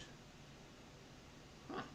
Well, that says error, but it's got a green check, which means success, so I'm not sure why it has that error. I don't think I've seen that kind of error before. Not really sure what that means, but I do think we're good because we did get the success there. Theoretically, there should be a green thing here, I think. Interesting. I don't know why, if that's just GitHub being weird and not loading, or if maybe that error that we just saw actually does. Oh, well, one thing is we're on the wrong branch. So this is Foamy Guy master branch. I need to be on this Bitmap Label Ascent Descent branch. There we go. Yeah, that's what it was. So I don't know why the master branch wouldn't have something there. It must have ran CI at some point, I think. Maybe, or maybe not. Maybe that's why it's empty. Anyway, though, this one's good. This is the branch I was working on, and it does have the check mark, so everything's good. The cup to the left is trimmed also. The cup to the left is trimmed. The martini? Jose David M, are you talking about the martini glass that's in the example code I ran? Cup to the left is trimmed. I'm not sure what you mean. This one is good though, so I'll start the process of making a PR. We'll see what Jose says. If that's something with the sample code I was doing, I can go back and try to fix it if there is a problem still. But I'll get started making the PR here. So I just click that little prompt to make a PR. It says we're going to go from Foamy Guy, Bitmap Label Ascent Descent to Adafruit Master, which is good. That's exactly what we want. Bitmap Label Ascent and Descent, that's fine, we can leave that title. And we will put some stuff here. This implements the changes required to use the new Ascent and Descent properties. I don't know if they're technically properties though, so I'm gonna call it a feature since I'm not sure if that's like actually correct if it's a property. So I'll say the Ascent and Descent feature, which was recently added to Adafruit Bitmap font.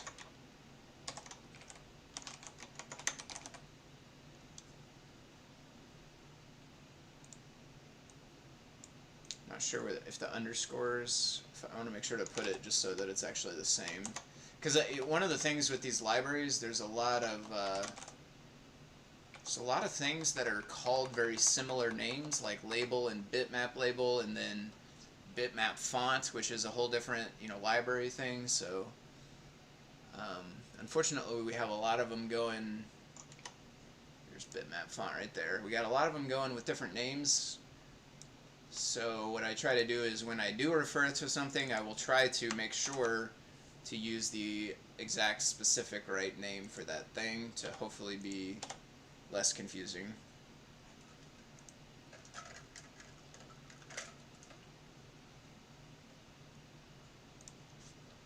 So changes required in Bitmap Label to use the Ascent and Descent. Put bitmap label.py. The analogous PR for the regular label was the one we started on. So it's going to be good to link this together just since it's like doing the same thing. That way anybody who reviews it can have a little bit more history on what all happened. Oh, you know what we never did is run this on the PyPortal, so I'm going to make sure to do that as well.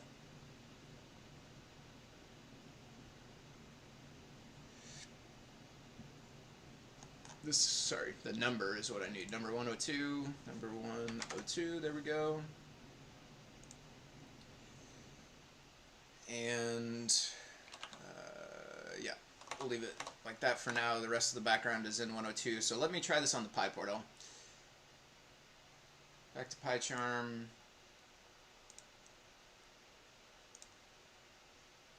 Right, and I took it out of here because of reuse. So back to this where I put it. Ascent Descent test. So I'm going to copy it, and then we're going to put it on the PyPortal, and then we'll change the parts that we need to because of the fact that it has a built-in screen and it's not using, the PC and the Pygame thing. So the code that's currently on the PyPortal, we're going to just erase. It's some test code for the grid layout, which is a feature within a new library, CircuitPython Display.io layouts. So this library is going to have a bunch of stuff to make it easier to use Display.io. This one is a grid layout that put all those 4 labels into a nice 2x2 grid right there. So if you're interested in that, go check out that. It's a new repository that just got started last week. But we don't really need the code for this anymore. It's in the repository, so I don't need to keep a copy of it here. So I'm going to get rid of it and paste in the sample code we're working on. And then we're going to get rid of this Pygame display.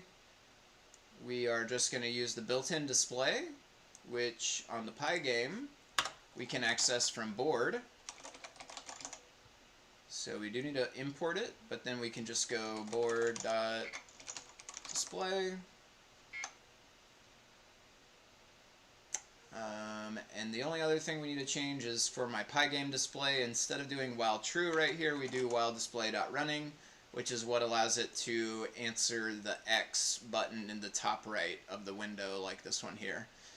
So we don't need that on the PyPortal, obviously, so we'll get rid of that and just go back to while true, which is what we're used to for CircuitPython. And I think we're good to go.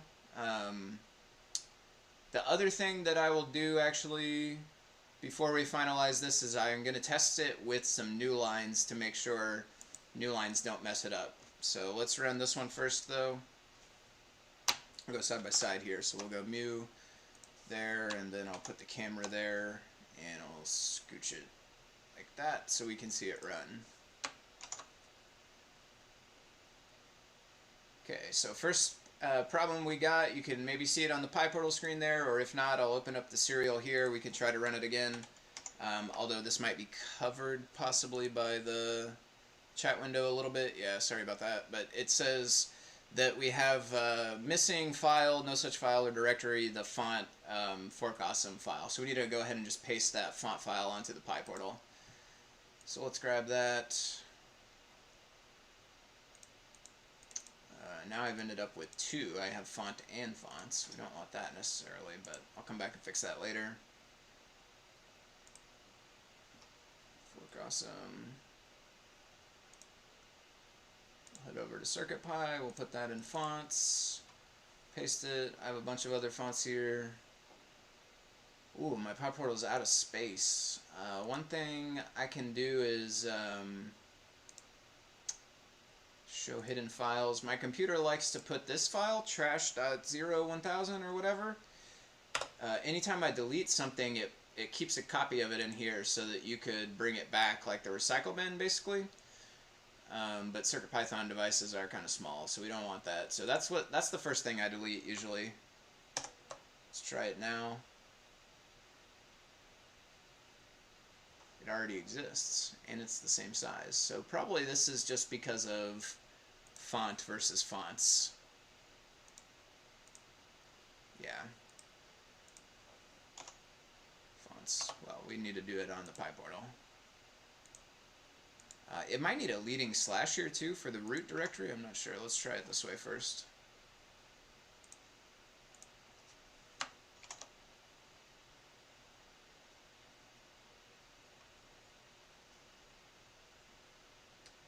None type. Yeah, that's on me. So one of the things I was testing, I didn't do any of this on camera, so you probably haven't heard about it. I think I told K-Match maybe that I was working on it. If he's watching, he might have heard this before, but I'm working on a new type of label that is going to let you declare a static height and width, and then it will try to fit the text inside of that. So the current labels, both of them, the regular label and the bitmap label, you put whatever text you want in there, and it grows big enough to hold that text. The new one will be the opposite. You tell it the size, and then it will try to scrunch the text to fit it in. It won't choose a smaller font. It won't scale it down. When I say scrunch, what I mean is it's going to take advantage of the other new thing that Jeff did for us, which was a wrapping function. So that's what we're going to work on next. So before I get ahead of myself, that's why this is doing it. It's because I have a version of the library that I was working on still that has that new thing inside of it, and that's not what we want for this. So what we will do is get a copy of the library that we just got done working on, put that on my PyPortal.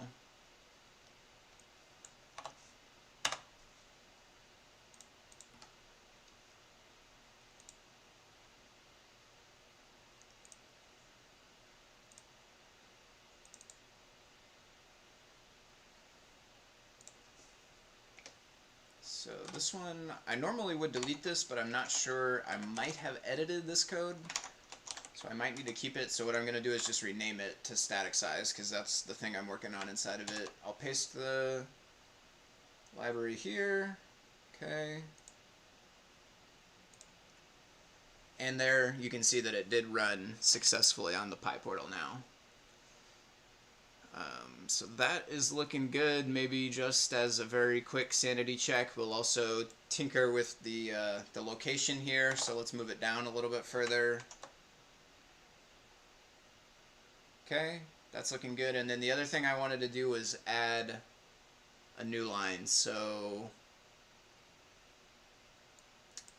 this is what's adding the characters.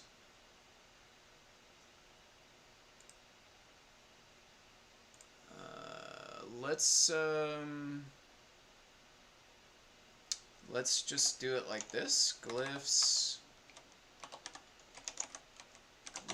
equals a new string with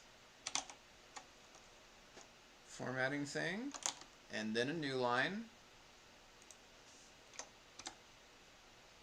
and then another formatting thing. Format. Then we'll just put glyph inside of here so that it will basically make two copies of itself, one on each line.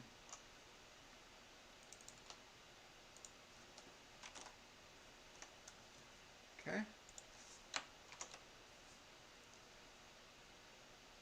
Perfect. So that is still looking good. And I'm definitely doing Bitmap Label. Another thing I might do here is just double check again on the default. So background type false, which is the default. That's looking good. And then the very last thing I'm going to do is just test something totally unrelated to make sure that we didn't break anything with the regular stuff. So I'll just go and get Bitmap Label Simple Test, and we will run that one on the PyPortal.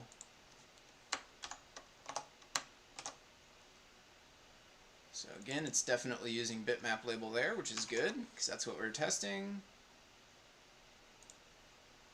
There we go, we got a hello world. That's looking fine to me. Maybe one more that we'll do. This one's a little more advanced and it does some more stuff, so we'll do it as well. It's the comparison script between regular label and Bitmap Label.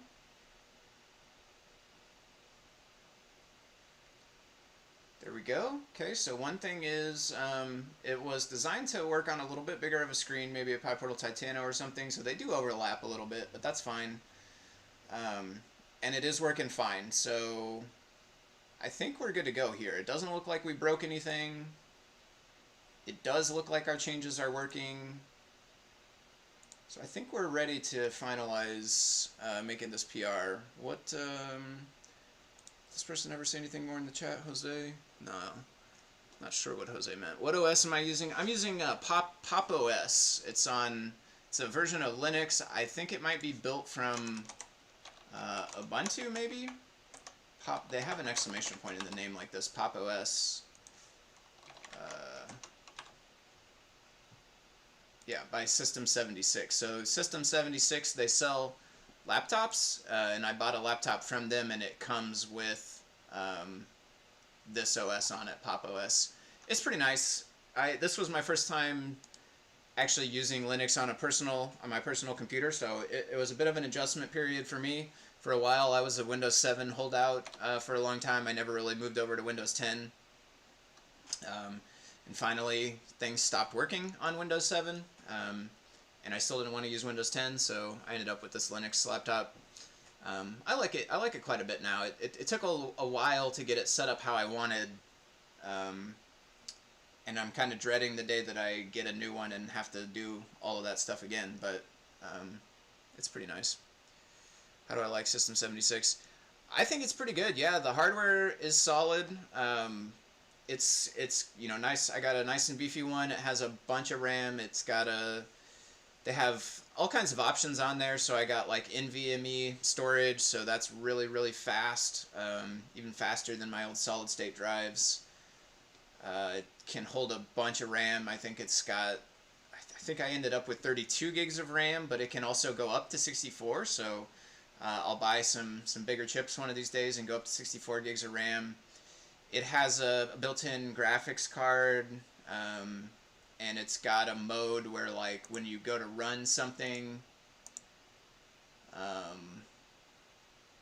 like if I close Mu here, it has this launch using dedicated graphics card, so like you can run it through the GPU specifically. They did a bunch of work at the OS level to make that work. I don't mess with it that much because I don't really play very many games, and the games I do play are not super heavily graphics oriented, but it's nice for rendering videos and stuff like that. I do that occasionally, editing videos.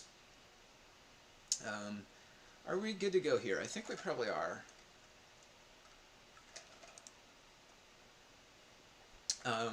Maybe one other thing actually that we'll do is just add the test code that we used, which I think there's a copy of on the original PR. So even though we linked the original PR,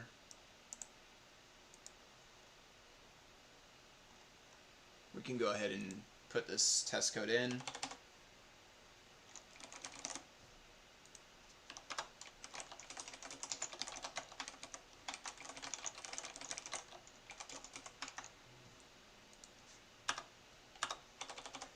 Okay, paste it. We'll need to change it to Bitmap Label. And then since I'm doing this kind of on the fly here in GitHub, what I'll do is go ahead and just copy this one more time back to my device and make sure that it actually doesn't have a syntax error or anything like that.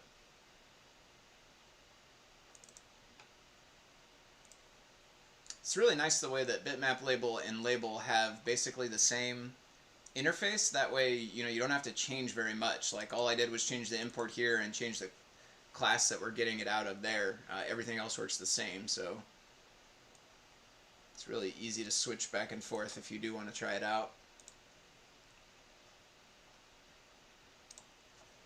So go to move here. I'll go back to side by side.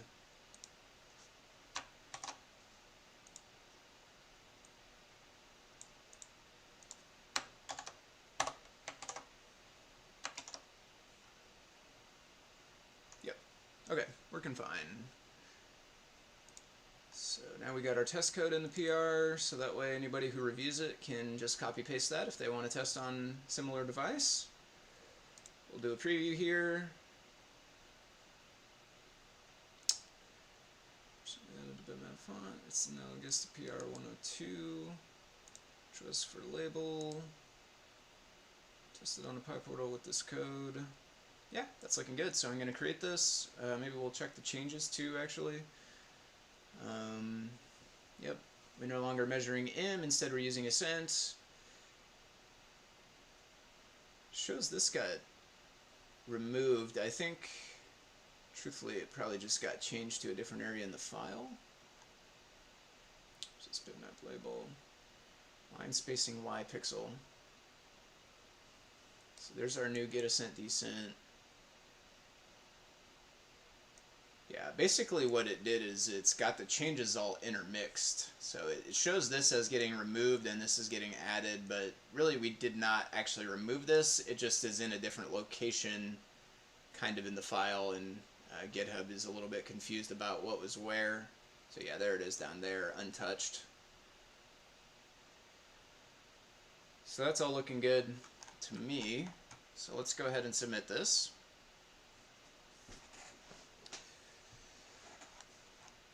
And the last thing I'll do is just request a review from CircuitPython librarians. That way everyone who's a member of the CircuitPython librarians can see it in the GitHub dashboard that we have a new PR to review. And the other thing is, I guess it'll run the checks again, but since it passed on my branch, it should pass here as well, since it's the same. Okay, so that gets that out of the way. Let's see. It's getting close to 2 hours, which is about the time I was aiming for. I'll go ahead and start on the next thing. We'll see how long I go. I don't know if we'll have a chance to finish it off all the way or not, but I'll keep running for a little bit here and just keep going. Let me check a couple of the chats. Okay, Twitch is good. Discord. Okay. So the next thing I'm going to do is work on the wrap text. So it's also in display text. It's also something that Jeff did. Jeff created this gist right here that has a function right here, wrap text.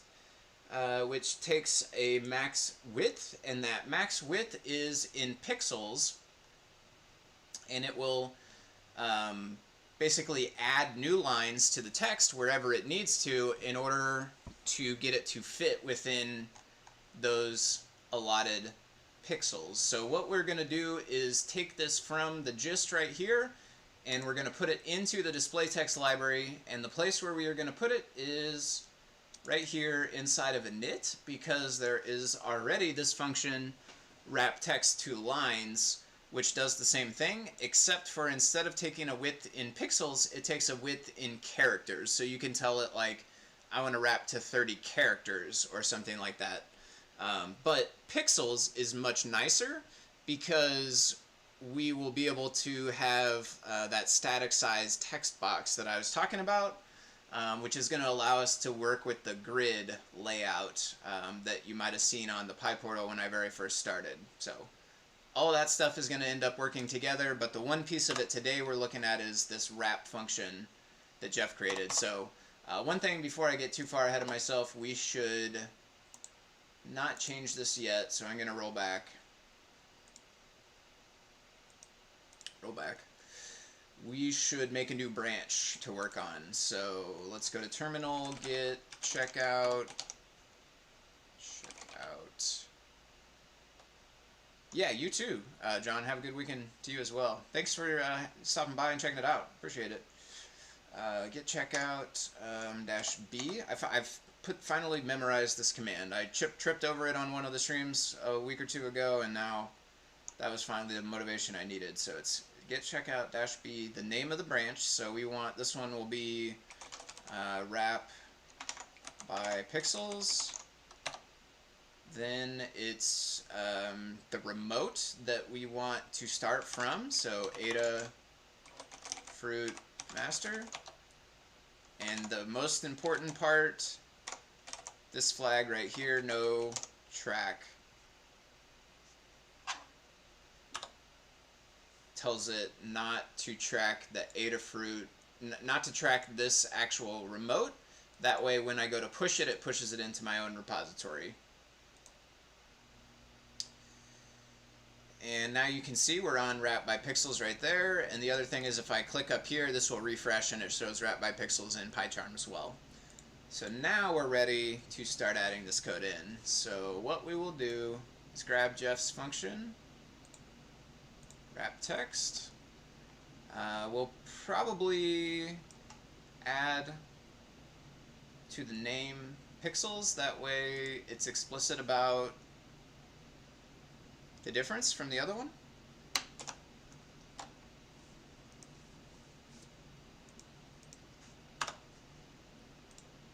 Wrap text to pixels, I'll call it.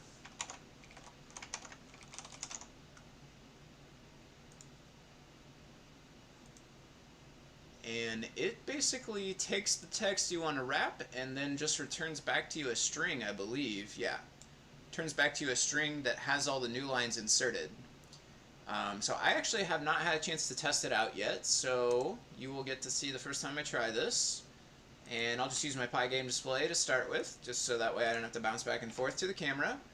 I have this script right here, which is, I'm not going to add it, but it's basically Pygame display setup only, so it has everything needed to create the display, and it also creates a group, and you're ready to start adding things to your group, and then it will show. So what I like to do is start with that, and then get my tester code here.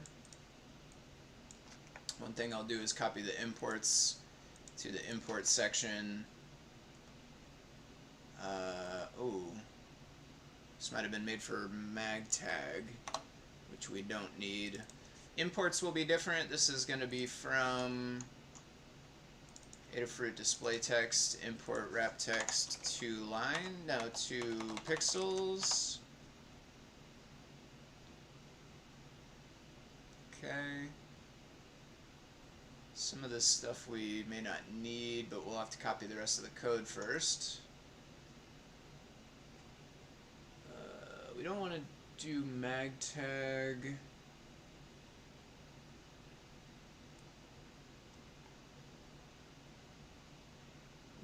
we'll do the width and height the same. What is this? NVM.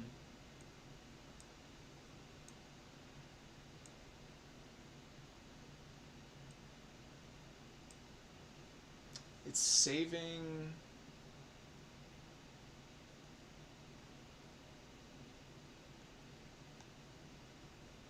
It's saving something in the non-volatile memory. It's saving the lines that it has drawn already, or the number of lines maybe. Not sure why that's necessarily doing that. And I see a bunch of the rest of this is using custom fonts that I don't have. Helvetica bold. I mean, I could get it. I could go convert the file and make it, but I don't just have it ready to go. And it's also using magtag stuff for deep sleep and magtag set text and all of that. So actually what I am going to do is, instead of copying the rest of this, I'm just going to work on a new one that does mostly the same thing with only the parts I need. So I'll start from simple test. It doesn't really matter. For this one, it doesn't matter if I use this bitmap label or regular label, because the way we put the wrapper function inside a init and the way that it just takes a string and gives a string back makes it so it could work for either label. It doesn't matter which one you use. So we'll copy that stuff. We'll put it here. We are, instead of calling, so we don't need while true pass, and instead of calling display.showTextArea, what we would like to do is just add the text area to the main group we already have. And group.append text area. And one thing is, we want some more text in this text area. We don't just want hello world. So let's find, maybe we could use like, could use lorem ipsum. Maybe there's a good paragraph on CircuitPython.org we could use though instead. There we go. That should be long enough.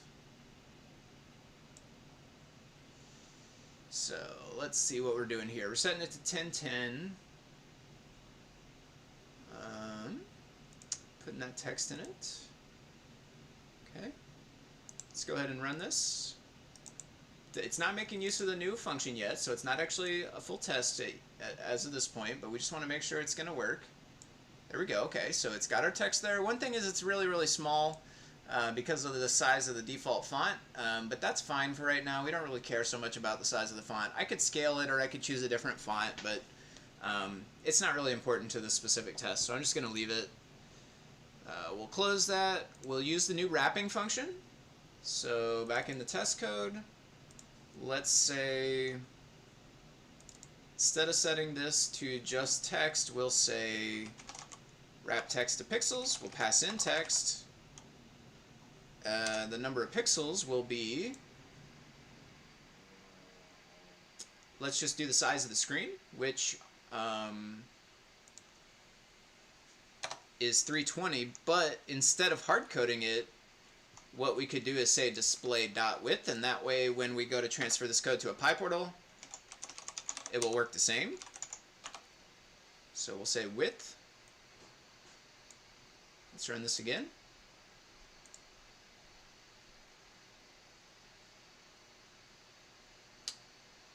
Okay, it doesn't look like it worked yet, so let's do this. Let's try just printing it first and see where that gets us.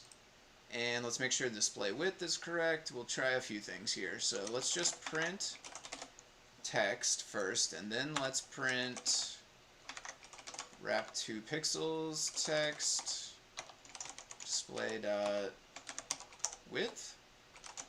So that way we can just see in the printouts if there's a difference. Whoops, we don't want to really debug. Doesn't really matter, I guess, but...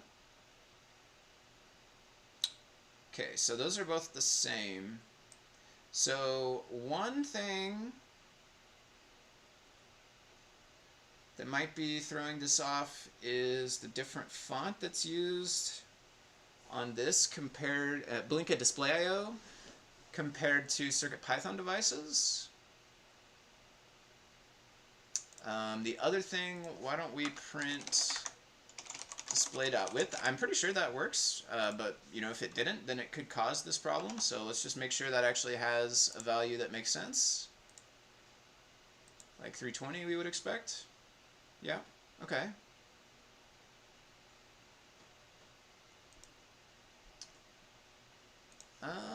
So this is saying font none.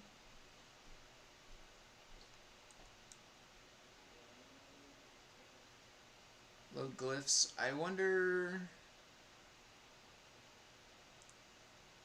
if we need to pass the font.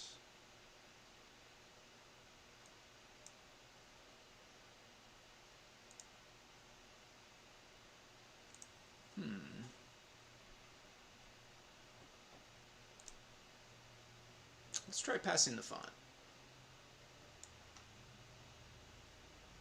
Maybe we should use a lambda function for passing the parameters. I'm not sure how you mean.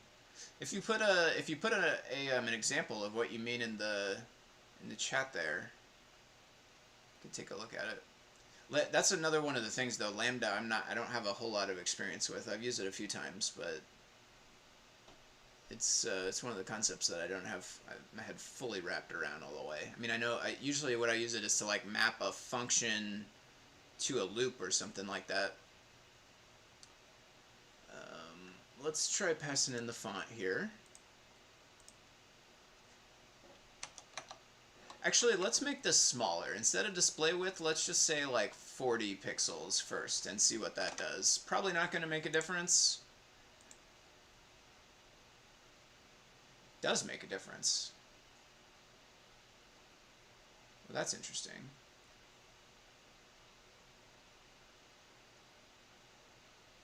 CircuitPython is a programming language designed to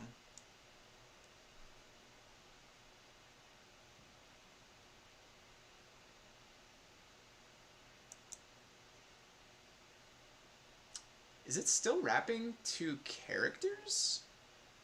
1, 2, 3, 4, 5, 6, 7, 8, 9, 10, 11, 12, 13, 14, 15, 16, 17, 18, 19, 20, 21, 22, 23, 24, 25, 26, 27, 28, 29, 30, 31, 32, 33, 34, 35, 36, 37, 38, 39.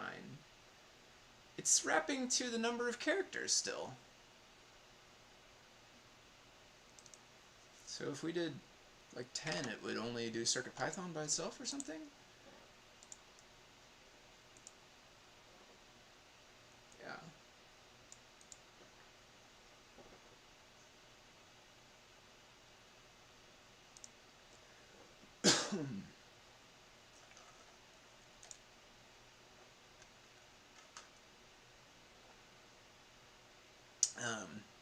Let's look back at the sample code Jeff wrote.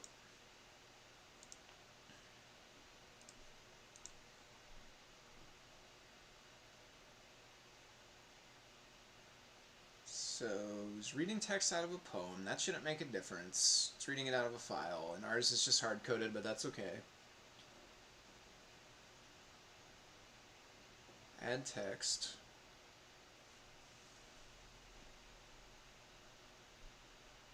Where does this call wrap? There we go.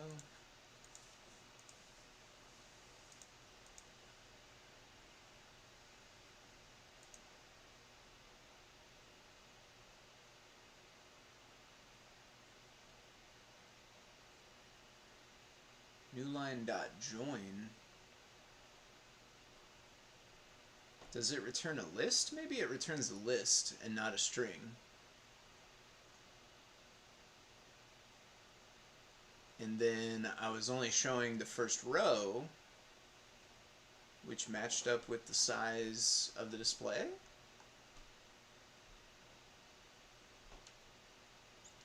Hey Hugo, how's it going?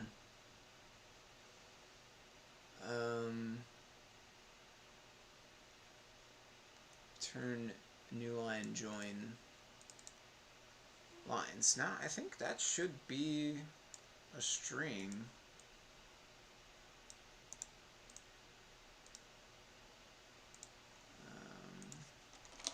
Let's try it here in the REPL. The lines, we'll put a list here. I don't think it matters too much what's inside of it.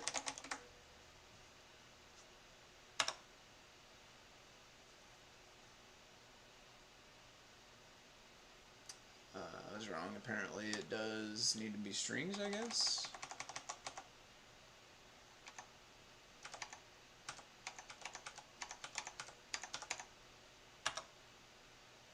Yeah. So that is a single string. So it definitely returned a string to us. Yeah, I'm doing good. Doing good, Hugo. Interesting. Okay, we might not go too much farther because I'm not 100% sure what could be the issue here. Let's look back at Jeff's code again, though.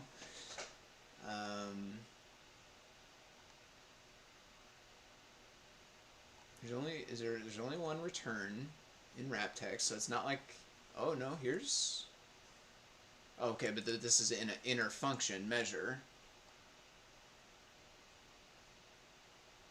So there's only one return, and it's returning a string for sure.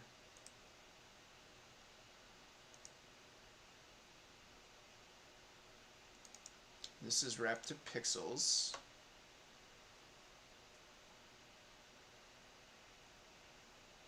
Which is definitely the new thing here. Okay, so let's try passing the font in. I never did try that. I think let's put that back to something like this.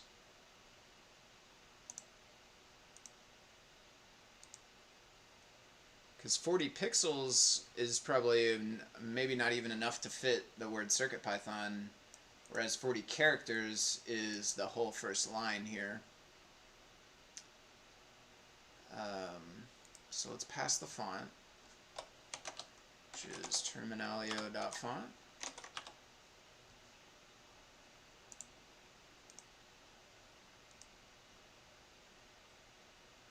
That looks better.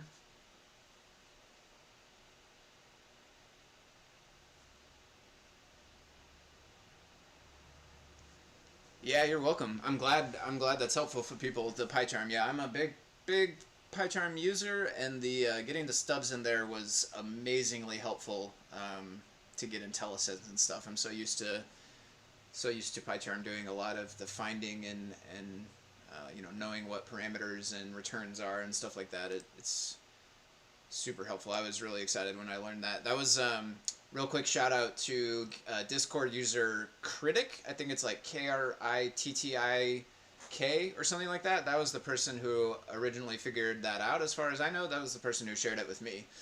So huge thanks to them. And I did, yeah, I put it into a video to try to make it easier for people to find out how to do it. One of these days we're trying to get it packaged to go in pip. Maybe I'll work on that one of the streams, and you guys might be able to help me out. I don't have an idea. I've taken a stab at it before, getting it packaged to pip, the stubs, but so far what's gone wrong is when you try to install it, it doesn't actually contain the files that it needs. So I haven't figured out how to package it correctly. Yeah, that's true. It is a bummer that you have to do it on different environments. And I think if we can get the pip packaging to work out, then it'll be a lot easier, because you can just do like pip install. You'd still have to do it per environment. You'd have to pip install it in each one.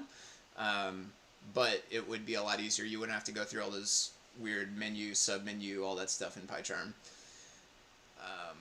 Okay, this is looking good. So it does look like we need to pass the font. So one thing that might be worthwhile is whenever we make some documentation for this, we're going to add, so like right now it doesn't have a doc string. We're going to definitely make sure to add that.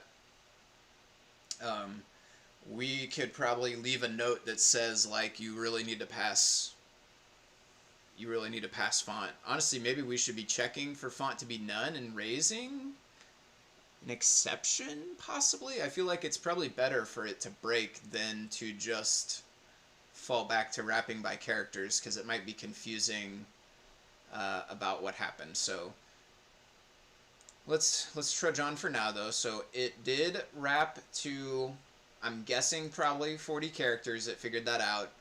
So the one on the screen, though, is not any different because I only changed this in my print statement here. So let's go ahead, change this for the one on the screen as well. We'll use that 40 pixels also instead of going to display width. I'll come back and do display width again after the fact, though. So let's run that. There we go. Now we are looking good.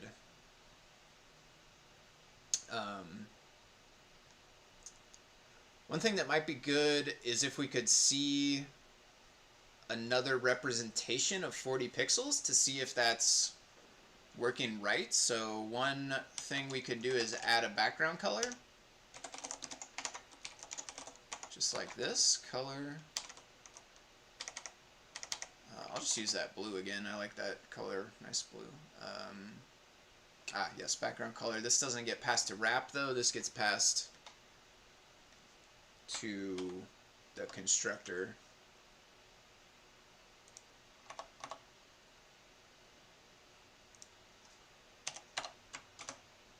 There we go. And truthfully, this is now too long, so why don't we do one of these numbers?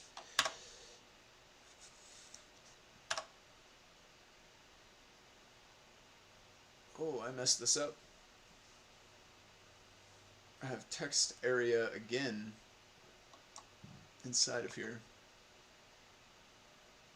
And my whole color is gone. Let me just undo that.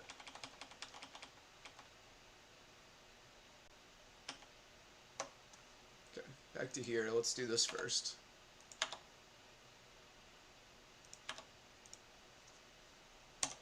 Now we'll go background color, blue.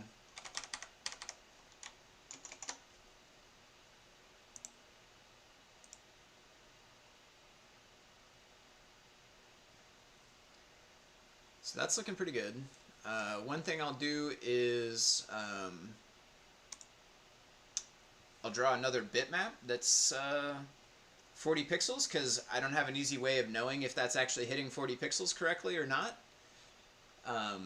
So we can draw another bitmap and put it on top, and then that will tell us if it's working or not. So I believe that there is some code that's going to help me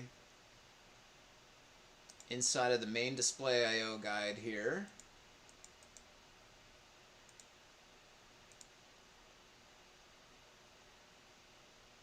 Draw pixels is the one. So yeah, this is exactly what we want to do. We want to create a bitmap. We'll just go down here. Size checker. We're going to go 40.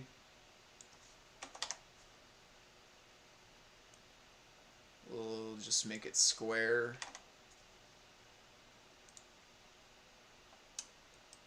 Could use the same palette. Now let's make some colors like blue and red. There we go.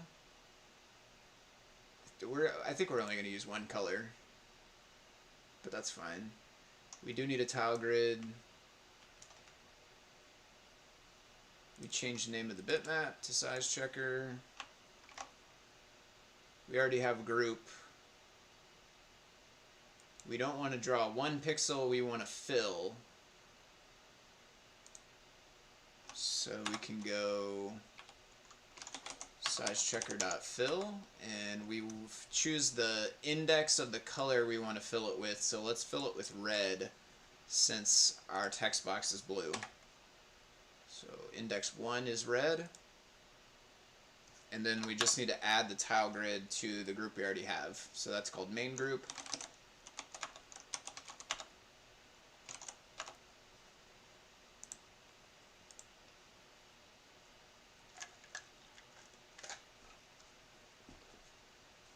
Invalid group member, because we don't need to add the bitmap, we need to add the tile grid.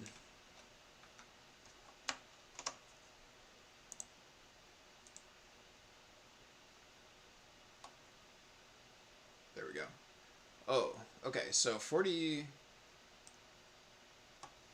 which I guess makes sense, right? If my screen is 320, 40 pixels is 1/8 of the screen. So it is not matching 40 pixels. But what I'm going to do is try this on the PyPortal, because there's a known bug with Blinka Display I/O and text and scaling with the label and the bitmap label. I don't think it would affect this, but because I know it's a known issue and I know that it's there, we might as well just try it on a PyPortal where it's not affected by that issue. That way we can just rule out that there's anything at all going on with either my Pygame display thing or anything weird with Blinka Display I/O that could be causing it to be different. So we don't need Pygame display, we'll just use board.display.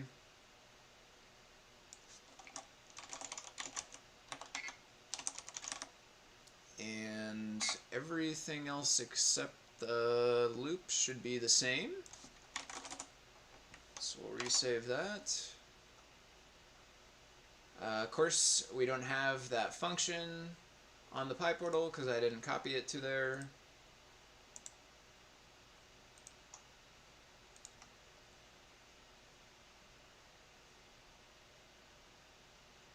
Okay, yep, this is the one from the repo. We're going to go to lib.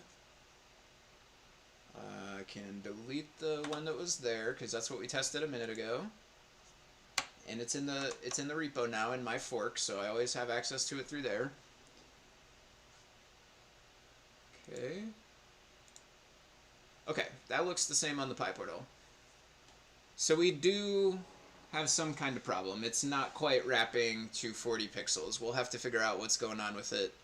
I could ask Jeff, maybe I am making some kind of false assumption about the way that it works or something. Maybe it could be possible it only works with custom fonts right now, or it could be possible that I am just not, that I'm like misunderstanding the way the parameters work, or something like that. So I think with that, I will start wrapping it up. So again, thank you everybody who tuned in to watch. I definitely appreciate you guys checking this out.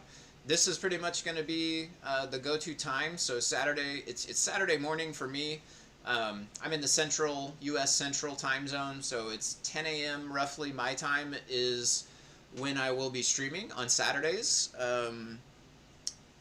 It's right now I think it's like 1600 UTC. But because of daylight savings time will make it weird. Eventually it will be, I think, 1500 UTC maybe. So I'm not sure whatever time that is in your time zone, but 10 a.m. Central Time on Saturdays is when I will be doing streams like this. If you want to keep checking them out, I definitely would appreciate it. Thank you to everybody that watched. Thank you to everybody that participated along in the chat. Huge thank you to Jeff for making most of the code that we worked on and looked at today. Jeff is one of the core developers. He does a ton of work on CircuitPython. This stuff was kind of like little side projects and stuff that he was working on, so it's really nice to be able to get that put into the libraries so that everybody can make use of it, because it's really cool features. So just to reiterate one more time, huge thank you to Jeff for all the work he did that we built on top of today. And with that, I will wrap it up. Thank you everybody for tuning in.